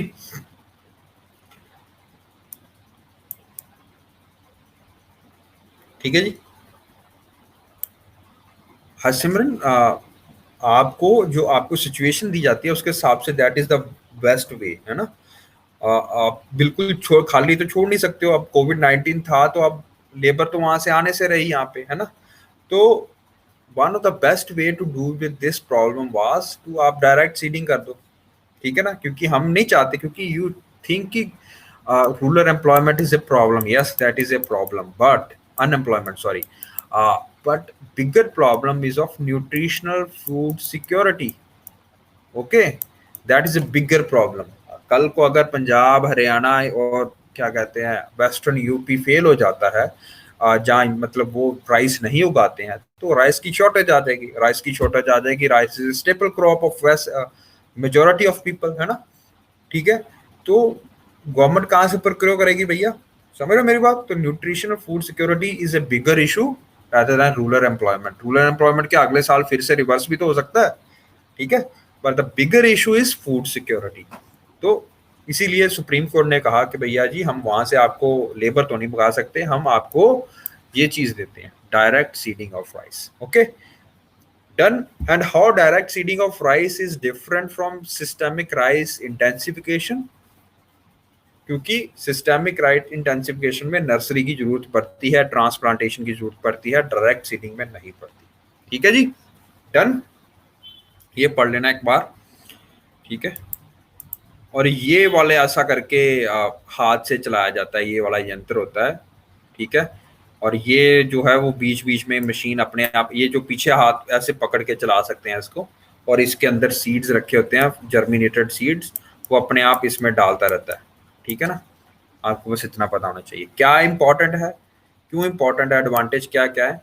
सेव करता है वाटर को, फर्टिलाइजर की एफिशिएंसी को इंक्रीज करता है, मैच्योरिटी को 7 से 10 दिन पहले मैच्योर कर देता है. ठीक है ना, इसके कारण आप एडवांस क्रॉप भी कर सकते हो, है ना.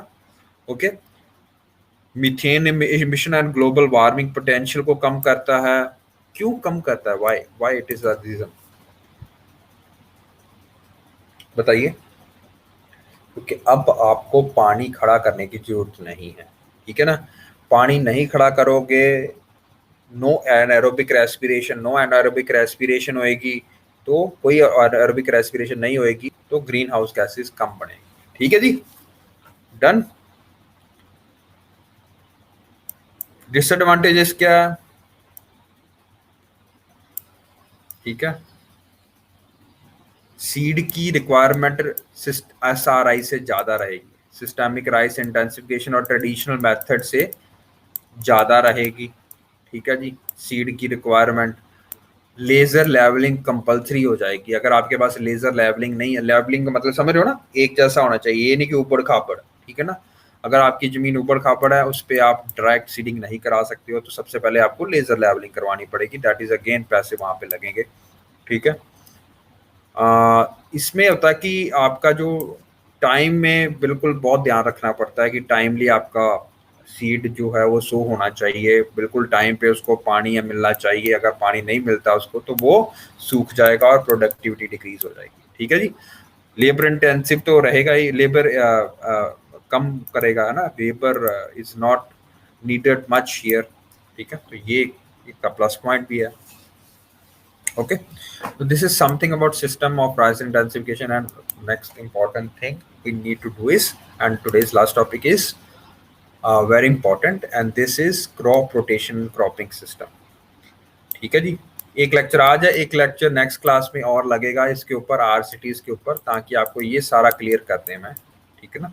Before we move ahead, let's do a question. Okay, let's do a question. Okay, let me check which question I want to give you.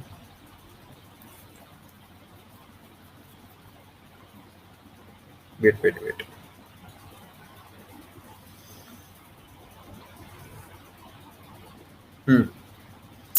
Okay, do this question.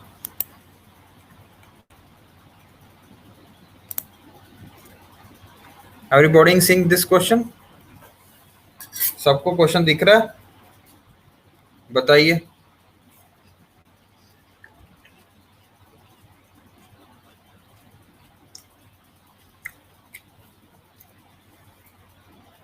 बताइए, दिख रहा है? चलो करो इसको.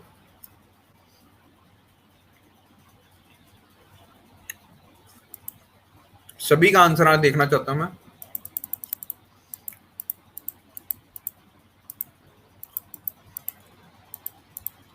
जल्दी जल्दी.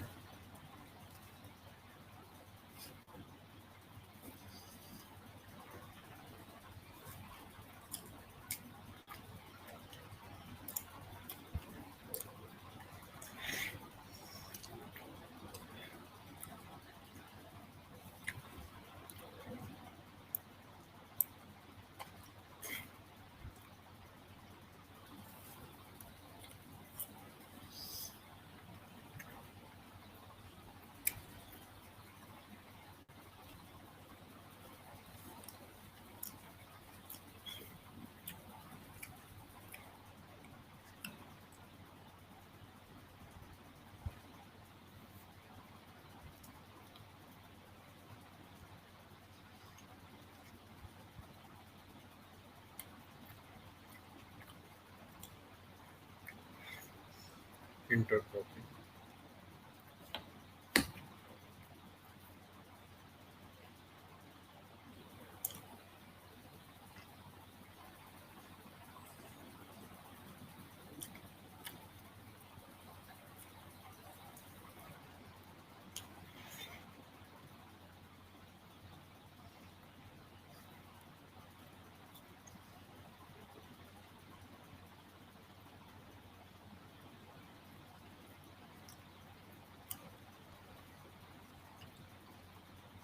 सबका आंसर आ गया?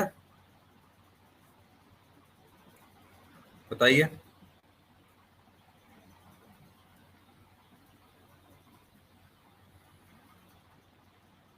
अमन, गरिमा, कोमल, मुस्कान, पाहुल, सारा, शना, सुमन, सभी आंसर करो यार।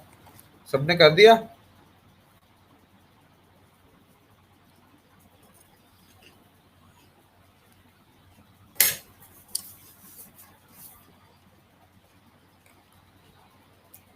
Y D? डी बड़ा अच्छा लगता है आपको? सबसे आंसर ज्यादा दो है। काजल बाय सी, शना by C. What is your logic? How do you eliminate या how do you include your answer? कैसे रहा ये बताइए मेरे को।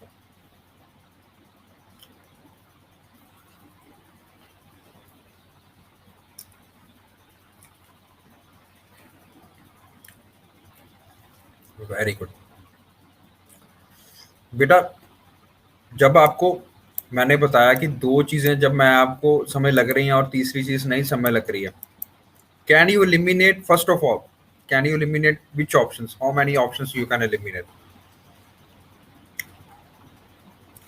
देखो, कह रहे हैं क्वेश्चन क्या पूछ रहा है कि which of the following practices can help in water conservation in agriculture. ये 2017 का क्वेश्चन है, ठीक है। वाटर कंजर्वेशन कौन कौन कर सकता है? Zero tillage, no doubt answer में आएगा जीरो टिलेज, ठीक है, ऑप्शन बी गया।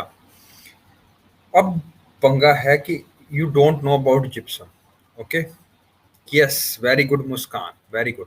मैंने आपको बताया था कि जिप्सम एसिडिफिकेशन के लिए यूज करते हैं, एसिड को न्यूट्रलाइज करने के लिए जिप्सम और कैल्शियम सल्फेट, कैल्शियम सल्फेट और लाइम जिसका नाम है CaCO3, ये दोनों ही चीजें यूज की जाती हैं, ठीक है, एसिडिफिकेशन को कम करने के लिए और कैल्शियम की मात्रा को बढ़ाने के लिए ये इंपॉर्टेंट चीजें की जाती हैं, ठीक है जी।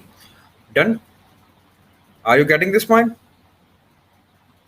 क्यों लाइम और क्यों ये फायदा क्या करते हैं? जैसे CO3 नेगेटिव है, ये अब वाटर के साथ जाके मिल जाएगा H पॉजिटिव आयन के साथ, यानी कि अगर एसिड ज्यादा है तो H पॉजिटिव आयन ज्यादा है, तो H2CO3 नहीं बना देगा भैया, कम्प्लेक्स कंपाउंड, ठीक है। Done? You getting this point? और ये डिटीरियोरेट हो जाएगा, ये जल्दी टूट जाता है क्योंकि वीक एसिड होता है H2O और CO2 में।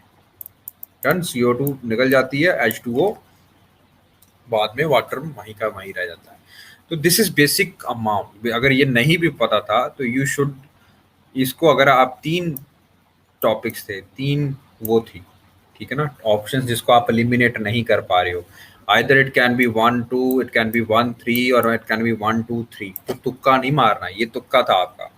If you don't know the concept, mark it, ऐसे स्टार करके मार्क कर लो पेपर में कि अगर मेरे क्वेश्चन कम होएंगे, ठीक है, अगर मेरे 60 क्वेश्चन अटेम्प्ट किए मैंने और मेरे पास 15-20 मिनट हैं अभी और मैंने ये स्टार मार्क किया है और मैंने डबल स्टार मार्क करना है, जिसको आप दो एलिमिनेट कर पा रहे हो, एक स्टार मार्क करो जहां पे आप सिर्फ एक को एलिमिनेट कर पा रहे हो। तो सबसे पहले डबल स्टार मार्क वालों को आपके पास जाना पड़ेगा, आप उसके पास जाओगे, वो क्वेश्चन में जो आपको सही ऑप्शन लगता है उसको चूज कराओ, ठीक है।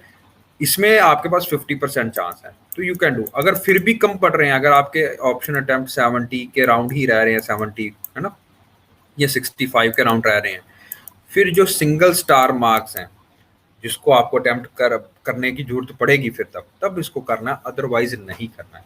जिस हिसाब से आप अटेम्प्ट करोगे उस हिसाब से आपके नंबर आएंगे भैया, सीधी सी बात है। रिस्क लेना है, लेना जरूर है जब आपके पास क्या है। और ये बहुत जरूरी है क्योंकि बहुत सारे बच्चे ना पेपर अटेम्प्ट कर देते हैं और 1 घंटा पहले ना मैंने जब खुद पेपर देता था तो 1 घंटा पहले सो रहे होते थे।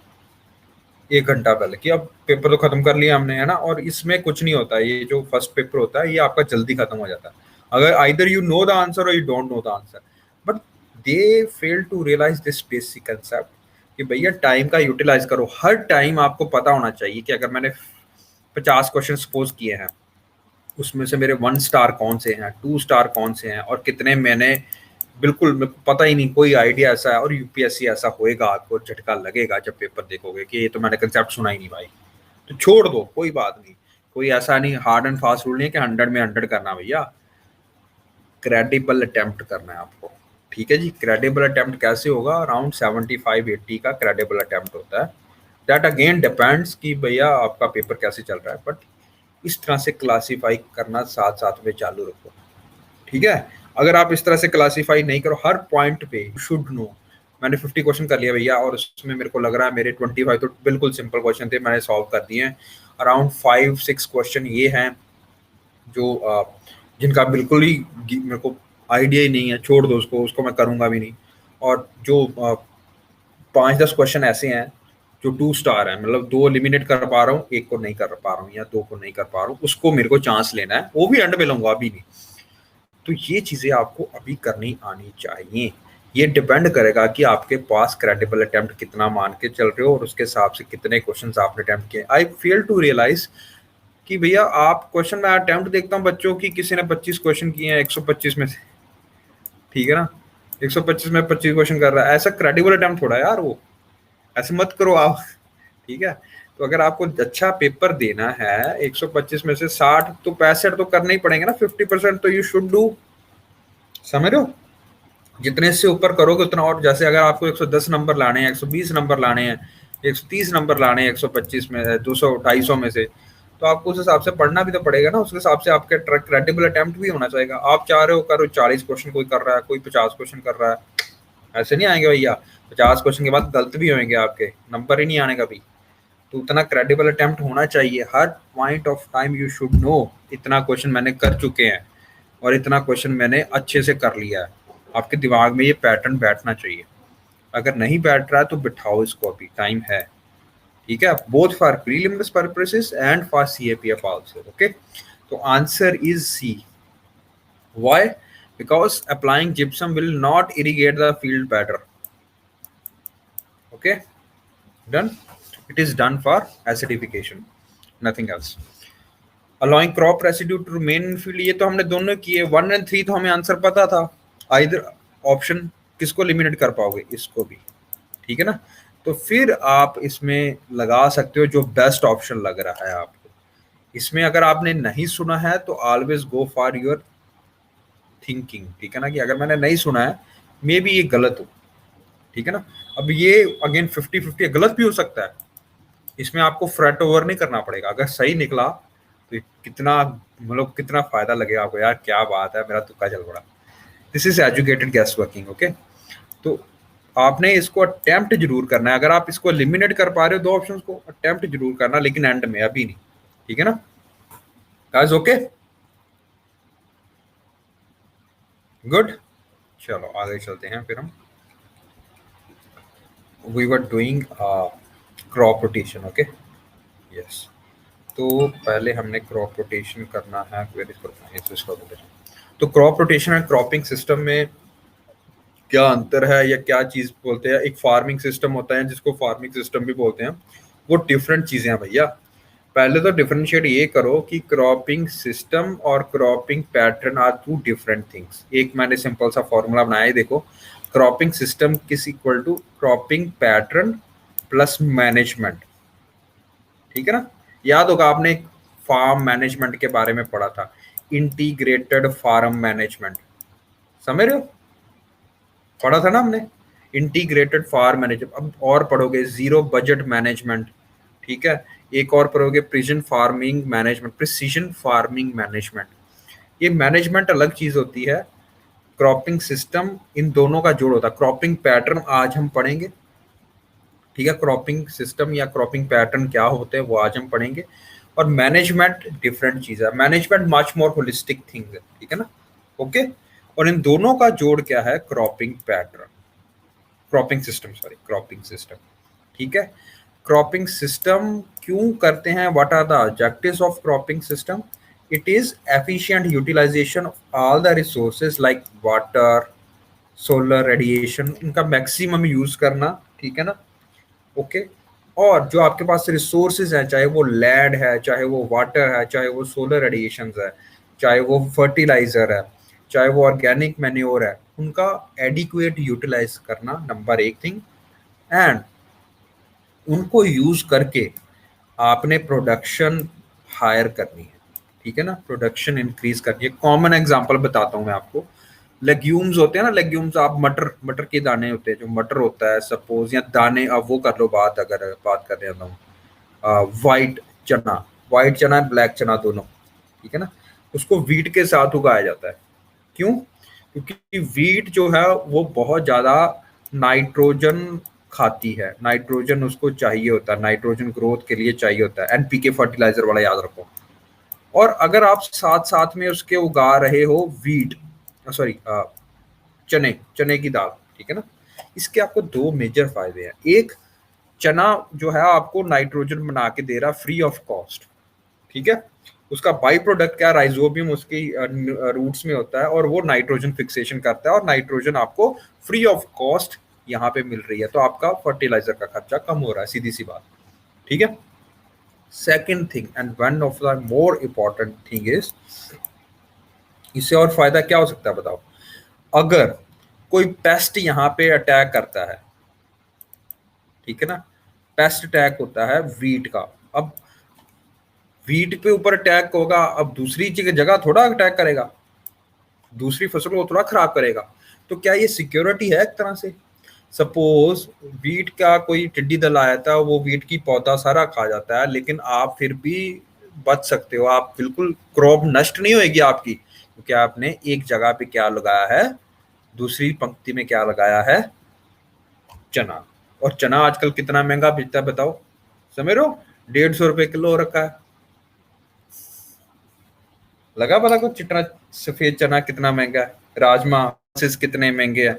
तो न्यूट्रिशनल सिक्योरिटी के पर्सपेक्टिव से भी बढ़िया, और इनकम सिक्योरिटी से भी बढ़िया, और क्लाइमेट चेंज से भी बढ़िया, ये समझ रहे हो मेरी बात? तो ये मेथड होता है एक, मैं आप अभी हम बात करेंगे क्रॉपिंग सिस्टम। अब जो क्रॉपिंग सिस्टम होते हैं वो कितने तरह के होते हैं, ये सारे क्रॉपिंग सिस्टम्स हैं different, ratooning, sequence cropping, monocropping, relay cropping, intercropping, crop rotation. Crop rotation क्या है, बिल्कुल सिंपल पड़ा है, जैसे इस साल आपने वीट उगाया, ठीक है, अगले साल वहां पे पोटैटो उगा दिया, उसके अगले साल फिर वीट कर दी, फिर अगले साल राइस कर दिया, इस तरह से रोटेट होता रहता है काम, ठीक है ना। ईयर ऑन ईयर हर साल चेंज होता है कुछ ना कुछ। इसका फायदा क्या, आपको हिसाब से क्या फायदा होगा क्रॉप रोटेशन का? जो पेस्ट का साइकिल है, जैसे अगर आप वीट, हमेशा वीट ही उगाते रहोगे, उस टाइम पे वीट ही वीट उगा रहे हो, तो पेस्ट जो होएगा वो उसी टाइम पे अटैक करता रहेगा और आपकी फसल नष्ट करता रहेगा। लेकिन अगर आप वीट उगा रहे हो, अगले साल पोटैटो उगा रहे हो, तो ये साइकिल टूट जाएगा, समझ रहे हो? तो पेस्ट मैनेजमेंट के लिए बेस्ट चीज होती है क्रॉप रोटेशन। Done, okay. अब इंटरक्रॉपिंग में क्या है, ग्रोइंग टू और मोर क्रॉप्स, यानी कि एक जगह सपोज आपने वीट उगाई है, एक जगह आपने ये उगा दिया, वाइट चना उगा दिया है, इसके साथ में थर्ड जगह पे आपने, थर्ड पंक्ति में आपने सोयाबीन उगा दी है, फिर वीट, फिर वाइट चना, फिर सोयाबीन, इस तरह से। तो इंटरक्रॉपिंग, ठीक है। इसका क्या फायदा, ये मैंने आपको पहले बता दिया। एक तो पेस्ट मैनेजमेंट में भी फायदा करेगा ये, अगर कोई आपका क्लाइमेट चेंज के कारण, मतलब यहाँ किसी चीज के कारण आपका फसल नष्ट हो जाती है, तो एक फसल तो बचेगी ना आपकी। डन, तो ये चीज आप इंटरक्रॉपिंग में बचा सकते हो। उसके बाद आती है रिले क्रॉपिंग। मैं अभी अभी मेजर मेजर बता रहा हूँ, आगे हम इसको और अच्छे से पढ़ेंगे।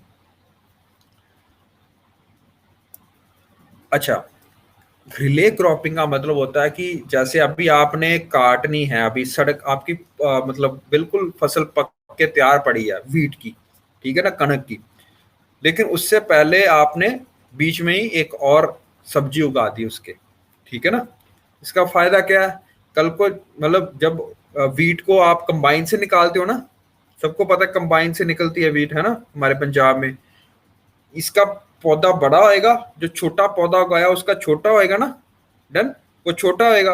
अब जो छोटा पौधा होएगा वो कंबाइन से कटेगा नहीं, वो ऊपर वाला कट के चला जाएगा, नीचे ये रहेगा, ठीक है ना। तो क्राउ जो ग्राउंड कवर है वो बना रहेगा, ग्रीन कवर बना रहेगा, ठीक है ना, डन। तो ग्राउंड कवर बना रहेगा, तो एक तरह से आप साथ में साथ ही एक और क्रॉप भी उगा रहे हो, उसका भी फायदा ले रहे हो, ठीक है ना। आपको बीच में रोकने की जरूरत नहीं पड़ी, आपने साथ ही मतलब क्रॉप कवर भी मेंटेन करके रखा, और इसके कारण वाटर कंजर्वेशन होगा, सब कुछ पता है आपको, ठीक है ना, जो हम पिछली बार करते हैं। मोनोक्रॉपिंग क्या है कि एक लैंड पे एक टाइम पे एक ही क्रॉप उगाई जाएगी on a piece of land, ठीक है जी। दूसरी क्रॉप नहीं उगाई जाएगी, यानी कि अगर मैं जैसे इंडिया की बात करूं, पंजाब की खास करके, तो दो तरह के सीजन आते हैं हमारे यहाँ पे, है ना, खारिफ एंड राबी एंड जेरी बीच में आता है। बट एक ही क्रॉप उगानी है, बीटी उगानी है, ठीक है ना, ताकि आ, क्योंकि वो पर्टिकुलर कोई कई रीजन हो सकते हैं जिसके कारण मोनोक्रॉपिंग हम फॉलो करते हैं। जैसे जूम कल्टीवेशन है, जो ट्रेडिशनल मेथड ऑफ कल्टीवेशन होता है कि एक उगा दो, क्लियर करो, वहां से वीट उगाओ, और जब वो उसकी फैलो लैंड बन जाए उसको छोड़ दो। तो ये मोनोक्रॉपिंग का ये इसका रीजन होता है, ठीक है। Only one crop on a piece of land, तो monocropping is also a type of cropping system that is followed in India. Then it is sequence cropping, जैसे कि आज हम करते हैं one crop one after the other, wheat के बाद rice, rice के बाद वीट, वीट के बाद राइस, ठीक है ना, ये काम। रेड टूनिंग क्या होती है, रेड टूनिंग का मतलब होता है कि एक क्रॉप को ग्रो करना है दोबारा से from the roots after the harvesting, ठीक है ना। जब आपने उसको हार्वेस्ट कर लिया, उसका निकाल लिया सारा चीज, है ना, उसके बाद उसकी जड़ों को वहीं पे रहने देना, और जड़ों से एक और उगा उग पड़ता है, जो रूट से हार्वेस्टिंग स्टार्ट हो, रूट से मतलब रीग्रो कर जाता है प्लांट, उसको बोलते हैं ratooning. Done done done. Did you understand the basic concepts behind the different type of cropping systems? Okay.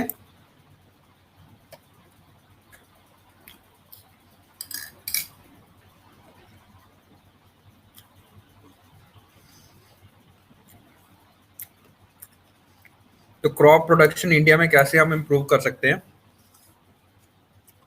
Bye increasing the area of cultivation. But क्योंकि लैंड एक बहुत ज़्यादा कम अवेलेबिलिटी है, इनके लिमिटेड रिसोर्स है, तो इसका हम लैंड तो ज़्यादा इंक्रीज नहीं कर सकते। और क्या कर सकते हैं, by increasing the productivity per unit of area of the crop, जो हम कर सकते हैं सस्टेनेबल फैमिली फार्म प्रैक्टिसेस से, लाइक जो अब हम पढ़ेंगे क्रॉपिंग पैटर्न, क्रॉपिंग सीजन, सारा कुछ पढ़ेंगे, वो सारा यहाँ पे कर सकते हैं। By increasing the production per unit time, ठीक है। वो कैसे है कि एक टाइम पे आप दो या तीन क्रॉप उगा लो, एक का फायदा दूसरे को मिले, दूसरे का फायदा तीसरे को मिले, ये सारी चीजें जो अभी हमने पढ़ा, इंटर क्रॉपिंग, ठीक है ना। तो ये सारा कुछ अच्छा मेरी बात सुनो, एक आपको पता होना चाहिए कि there is a difference between mixed farming and mixed cropping. क्या अंतर है दोनों में?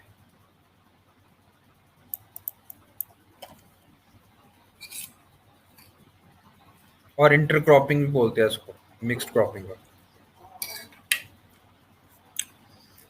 पता किसी को इसका अंतर क्या है?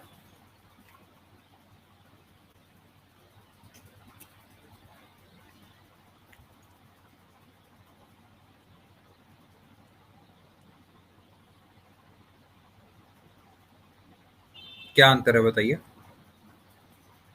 Mixed farming and mixed cropping में? देखो फर्क के, देखो ये फार्मिंग सिस्टम है।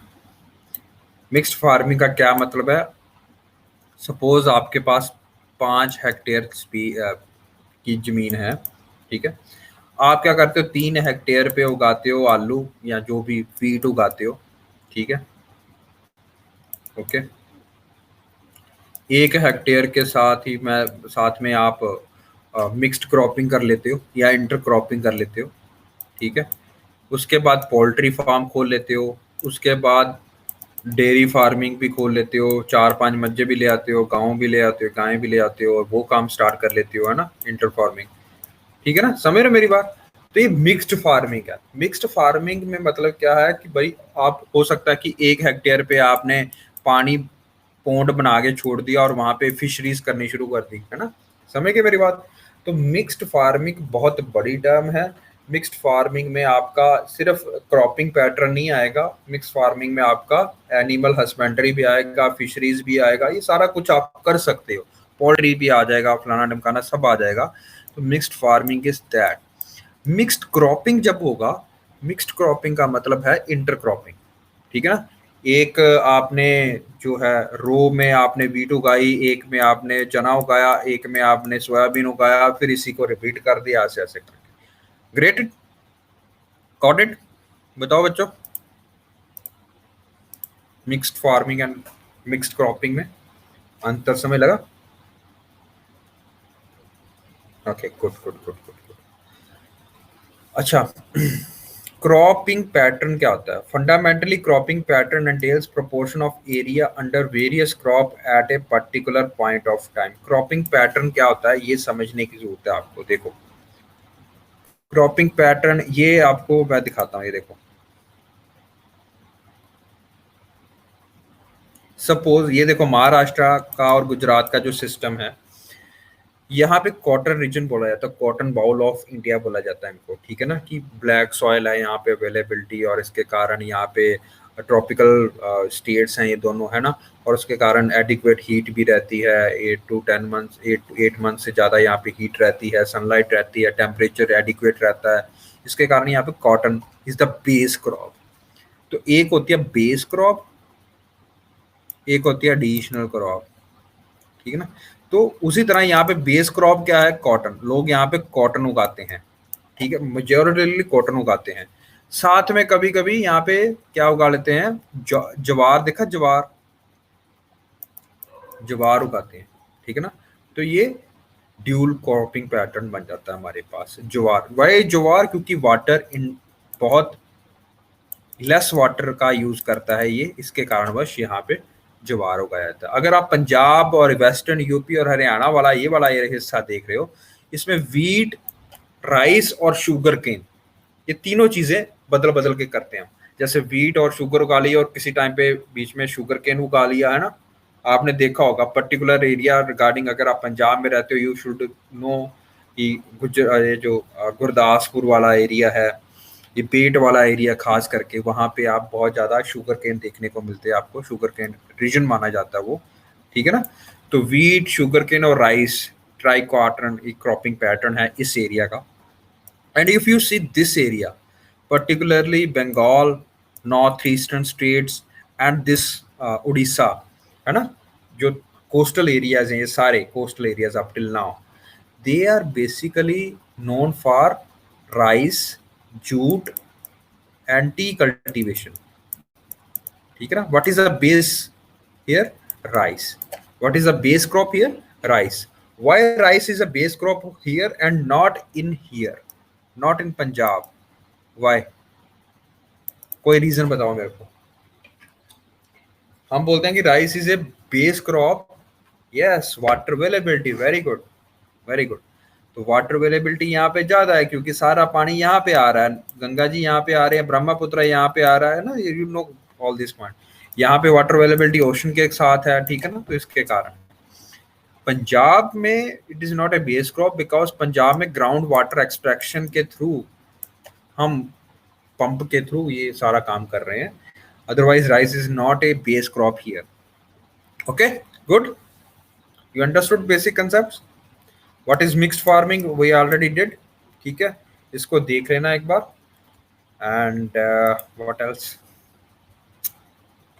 मोनोक्रॉपिंग क्रॉपिंग पैटर्न कौन से होते हैं? मोनोक्रॉपिंग, अगर एक ही क्रॉप उगाई जा रही हो लैंड पे year after year after year, तो हम उसको मोनोक्रॉपिंग बोलेंगे, ठीक है ना। मल्टीपल क्रॉपिंग है, वो अभी आपको बताया। मल्टीपल क्रॉपिंग में क्या है, इन्वॉल्व्स ग्रोइंग टू और more crops on the same field in a year. कम से कम दो हो, कम से कम दो होनी चाहिए हमारे पास क्रॉप्स, दो से ज्यादा भी हो सकती हैं, ठीक है ना। 7 बाय 7 नहीं है, एक साल में है, ये याद रखो। अगर वो 7 बाय 7 उगा रहे हो तो वो कौन सी बन जाएगी, मिक्स्ड क्रॉपिंग या इंटर क्रॉपिंग। अगर एक सीजन के बाद दूसरा सीजन आ रहा है और वही दो ही क्रॉप्स उग रही हैं उस पर्टिकुलर एरिया में, तो हम उसको बोलेंगे मल्टीपल क्रॉपिंग। अगर एक ही क्रॉप उग रही है तो monocropping. Done. Intercropping we already did. क्या होता है इंटरक्रॉपिंग, इसकी मैं आपको डायग्राम दिखा देता हूँ। ये देखो, तो सपोज आपने ये देख लेना, इसका क्या फायदा होता है। बेसिकली मैंने आपको इसके फायदे करवा दिए हैं। जैसे ये मेज उगाई है, ठीक है, बीच में सोयाबीन उगा दी, बीच में ओट उगा दिया, ठीक है ना। Now you will be quite much amazed, इनको ही क्यों चूज किया गया, बिकॉज न्यूट्रिशनल सिक्योरिटी। सोयाबीन में बहुत प्रोटीन होता है। ओट आजकल आप खाते हो, ओट्स जो जो न्यूट्रिएंट कॉन्शियस लोग होते हैं वो सुबह ओट मील खाते हैं। खाया कभी ओट मील? तो same to same nutritional security, high carb high protein diet होती है ये, ठीक है ना। तो गॉट इट गैस। तो mostly we are done with basic things. Multi storey या मल्टी लेवल क्रॉपिंग क्या होती है, जैसे शुगर केन, मस्टर्ड और ओनियन और पोटैटो साथ साथ में उगा लो। ये क्या फायदा इनका, क्योंकि ये दोनों को इतनी ज्यादा सनलाइट नहीं चाहिए होती है, they are shade growing crops. तो उनको शुगर केन के, आपने कभी शुगर केन का देखा है? वो जो खेत होते हैं कितने कितने बड़े तक उनके पौधे पहुंच जाते हैं ना। डन। तो उसके साथ कॉम्बिनेशन इसको बोलते हैं मल्टी स्टोरिंग, एक सबसे बड़ा, एक उससे छोटा प्लांट, एक उससे छोटा प्लांट, ठीक है ना। तो ये क्या होता है कि ये जो बड़े बड़े शुगर केन के जो पौधे होते हैं, ये एक तरह का शेड करते हैं, जो कि ऑनियन और मस्टर्ड को उगाने या पोटैटो को उगाने के लिए बहुत ज़्यादा ज़रूरी होती है, शेड चाहिए होती है। तो ये वहां से मिल जाती है, इसको बोलते हैं मल्टी लेयर्ड या multi level cropping. Okay, multi storey cropping. Good. Now another kind of cropping is, ये मैं बस इतना कर रहा हूँ, आप नेट पे भी कर सकते हो। मिक्स्ड क्रॉपिंग क्या होती है, we already did. Mixed cropping क्या है, it refers to cultivation of two और more crop simultaneously on the same field without a definite row pattern. अच्छा, मिक्स्ड क्रॉपिंग इज थोड़ा सा डिफरेंट है इंटर क्रॉपिंग से। इंटर क्रॉपिंग में एक फिक्स्ड रेशियो होती है, लाइक मैं आपको बोला था, इंटर क्रॉपिंग में होता है एक रो हो गया, सपोज एक रो वीट की होगी, मेज की होगी, ओट की होगी, है ना, ऐसे करके फिर यही चीज रिपीट होएगी, ऐसे करके पैटर्न। जब ये पैटर्न फिक्स्ड नहीं है तो हम उसको मिक्स्ड क्रॉपिंग बोलेंगे, बस that's all the only difference, there is nothing, कोई खास डिफरेंट क्रॉपिंग है। Inter cropping is a new concept of mix cropping. पहले मिक्स्ड क्रॉपिंग इस तरह से आती थी, इंटर क्रॉपिंग अब इसी का सब यूनिट है। डन। सीक्वेंस में क्या होता है कि जैसे ग्रोइंग टू और more crops in quick succession on the same piece of land in the farming year. जैसे अगर आप देखते हो कि मूंगफली बिल्कुल लिमिटेड टाइम पे हम यूज करते हैं, सर्दियों में बहुत ज़्यादा मूंगफली खाते हैं, और कॉटन जो है उसकी पैदावार ऑलमोस्ट ईयर इन चलती रहती है, खास करके महाराष्ट्र में। तो एक शॉर्ट ग्रोइंग सीजन जिसका है और जिसका ज़्यादा पैसे मिलेंगे आपको, तो ग्राउंड नट उगा लो साथ साथ में कॉटन के, ठीक है ना। तो जैसे ही कॉटन का आपने रीप किया, साथ में ग्राउंड नट उगा लिया, सर्दियाँ आ गई हैं, नॉर्थ इंडिया में बहुत मार्केट है इसकी, वो उगा लो, ठीक है ना। तो इस तरह ये आप उगा सकते हो, ठीक है ना। ओके, बस दैट्स ऑल। रेटूनिंग मैंने आपको बता दिया। Commercial crops, yes commercial crops, yes बिल्कुल कमर्शियल क्रॉप है ये, ठीक है ना। Ratooning cropping may be classified under sequential cropping. In ratooning, a fresh crop is grown from a subtle lower part of the crop left out in the harvest or suckers. वही जैसे घास नहीं उगता था, ठीक है ना, जैसे शुगर केन है। अगर आप, और इस पे ये क्वेश्चन भी आया था इस साल, मैं आपको दिखाऊंगा ये क्वेश्चन कौन सा है, अभी मेरे पास नहीं है शायद। चलो, but basically what I want you to do is focus upon this. Okay, focus upon यहाँ पे लिखा है, जैसे गन्ने को अगर आपका एक एक पीस को तोड़ के ना, इंटरक्रॉप नोड और नोड को ग्रो करके बीच में छोड़ दोगे, जमीन में उगा दोगे, उससे नया पौधा निकल आता है, समझ रहे हो। इसको बोलते हैं रटून क्रॉपिंग। लग गई समझ ना guys? Did you got this point everyone? Okay, बताइए। ओके, चलिए, good good good good. Now before we go for today, ठीक है ना, let me show you something, let me give, हम एक डिस्कस करेंगे क्वेश्चन और उसके बाद आपकी छुट्टी है। Let me type that question, sorry, let me type that question on the white board. Okay, just a सेक।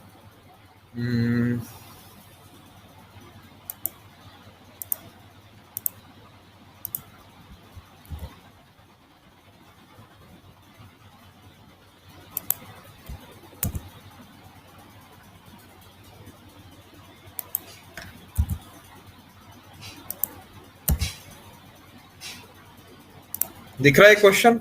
ये क्वेश्चन करो सॉल्व, ध्यान से करना।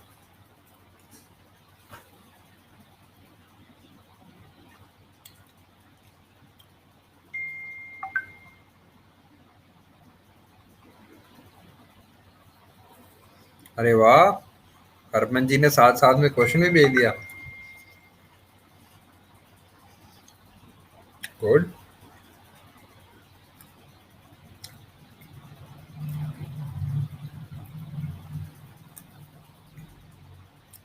जल्दी करो सारे आंसर।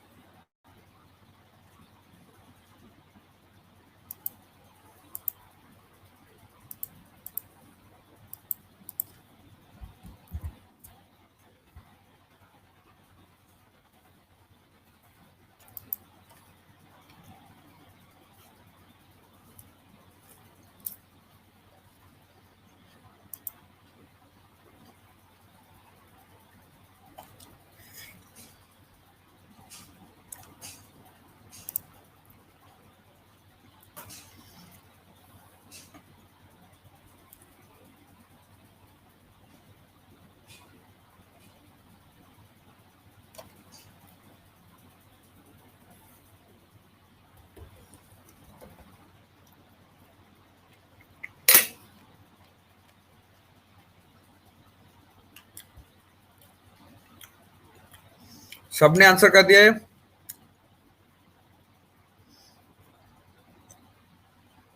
उत्तरा आपने नहीं किया, जल्दी करो। गरिमा, रचना,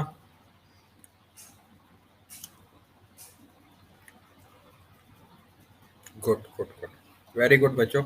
ये भी 2020 में क्वेश्चन आया था, ठीक है। गुड, अगर आप ये देख पा रहे हो तो बहुत बढ़िया। अगर आपने ये अपनी नॉलेज से किया है तो उससे ज़्यादा कोई बढ़िया बात नहीं हो सकती। But you can do also this by through going through the options, ठीक है ना। किस तरह से, ये देखो, ये तो बिल्कुल ही है ना, ये तो पता ही था। अगर ये नहीं पता तो कोई नहीं आपको करवा सकता यूपीएससी, है ना, कि क्रॉप डाइवर्सिफिकेशन तो आएगा ही आएगा, है ना, कि ये बहुत बढ़िया ecological eco friendly agriculture technique है, तो that means one should be the answer. तो only options are A and D, ठीक है ना। Do you need to go through कि सेकंड और थर्ड ट्रिक होगा, क्योंकि ये दोनों तो आंसर में है ही है। तो अगर आपको नहीं भी पता कि व्हाट इज टेंसियोमीटर या टेंसियोमीटर क्या होता है या क्या चीज होती है, डरने की घबराने की जरूरत नहीं है, क्योंकि क्या है कि आपको सिर्फ आंसर फोर्थ देखना है। ये आंसर में आएंगे ही आएंगे, 1 2 1 3। और फोर्थ बिल्कुल लॉजिकल लगता है आपको, क्योंकि वर्टिकल फार्मिंग आपने देखा होगा, यहाँ पे भी शहर में भी आजकल आ गई है वर्टिकल फार्मिंग। वो वर्टिकल फार्मिंग करके जहाँ पे लैंड कम यूज करते हो, तो वहां पे भी लैंड कम होती है, वहां पे आप वर्टिकल फार्मिंग करते हो, और ये इको फ्रेंडली नेचर की ही होती है, ठीक है ना। इको फ्रेंडली है, इसमें ज्यादा फायदा है, ठीक है ना। तो आंसर लॉजिकली बिकम्स डी, ठीक है ना। डन। और दूसरा सबसे बढ़िया पॉइंट क्या था, नो कैच वर्ड्स हियर, ठीक है, नो कैच वर्ड्स। तो सीधी सी बात है, आपको रीइंफोर्स आना चाहिए कि ज्यादा आंसर बढ़िया आंसर डी है। समझ गए? Okay, got it. तो कई बार क्वेश्चन अगर आपको डिफिकल्ट लगे, always go through the options. अगर आप एलिमिनेट कर पाते हो, उससे बढ़िया कुछ नहीं हो सकता। लेकिन अगर आप ये भी सिंपल, अगर आपको सेकंड नहीं भी पता था या थर्ड नहीं भी पता था, तो ये आंसर में ऑलरेडी आपको अगर ये पता थी कि क्रॉप डाइवर्सिफिकेशन है, you could have easily guessed, अच्छा यार ये तो है, तो इसका मतलब ए और डी में आंसर है, तो ये मेरे को अटेम्प्ट करना ही। Done guys, good. So now we will meet on Thursday and we will discuss the rest of the concepts of RCT. Okay, and we will continue our search. ठीक है, और जितना भी अभी काम हो रखा है इसका भी टेस्ट होगा, अभी अभी से स्टार्ट कर दो। Climate change, I think climate change I have shared you the notes, ठीक है ना। क्लाइमेट चेंज बॉडीज भी हम करेंगे, और लेजिस्लेशन बॉडीज कर ली थी हमने, लेजिस्लेशन रह गया था, इसके बाद हम लेजिस्लेशन करेंगे, और उसके बाद हम करेंगे न्यूक्लियर टेक्नोलॉजी, और उसके बाद हम करेंगे डिफेंस टेक्नोलॉजी। ये दोनों पार्ट है साइंस एंड टेक का, ठीक है जी। और खास करके CAPF के लिए डिफेंस टेक बहुत ज़्यादा इंपॉर्टेंट है। ओके, चलिए जी, ठीक है जी गाइस, ओके, मिलते हैं थर्सडे को। Okay, bye bye guys, bye. I will upload the class. Okay.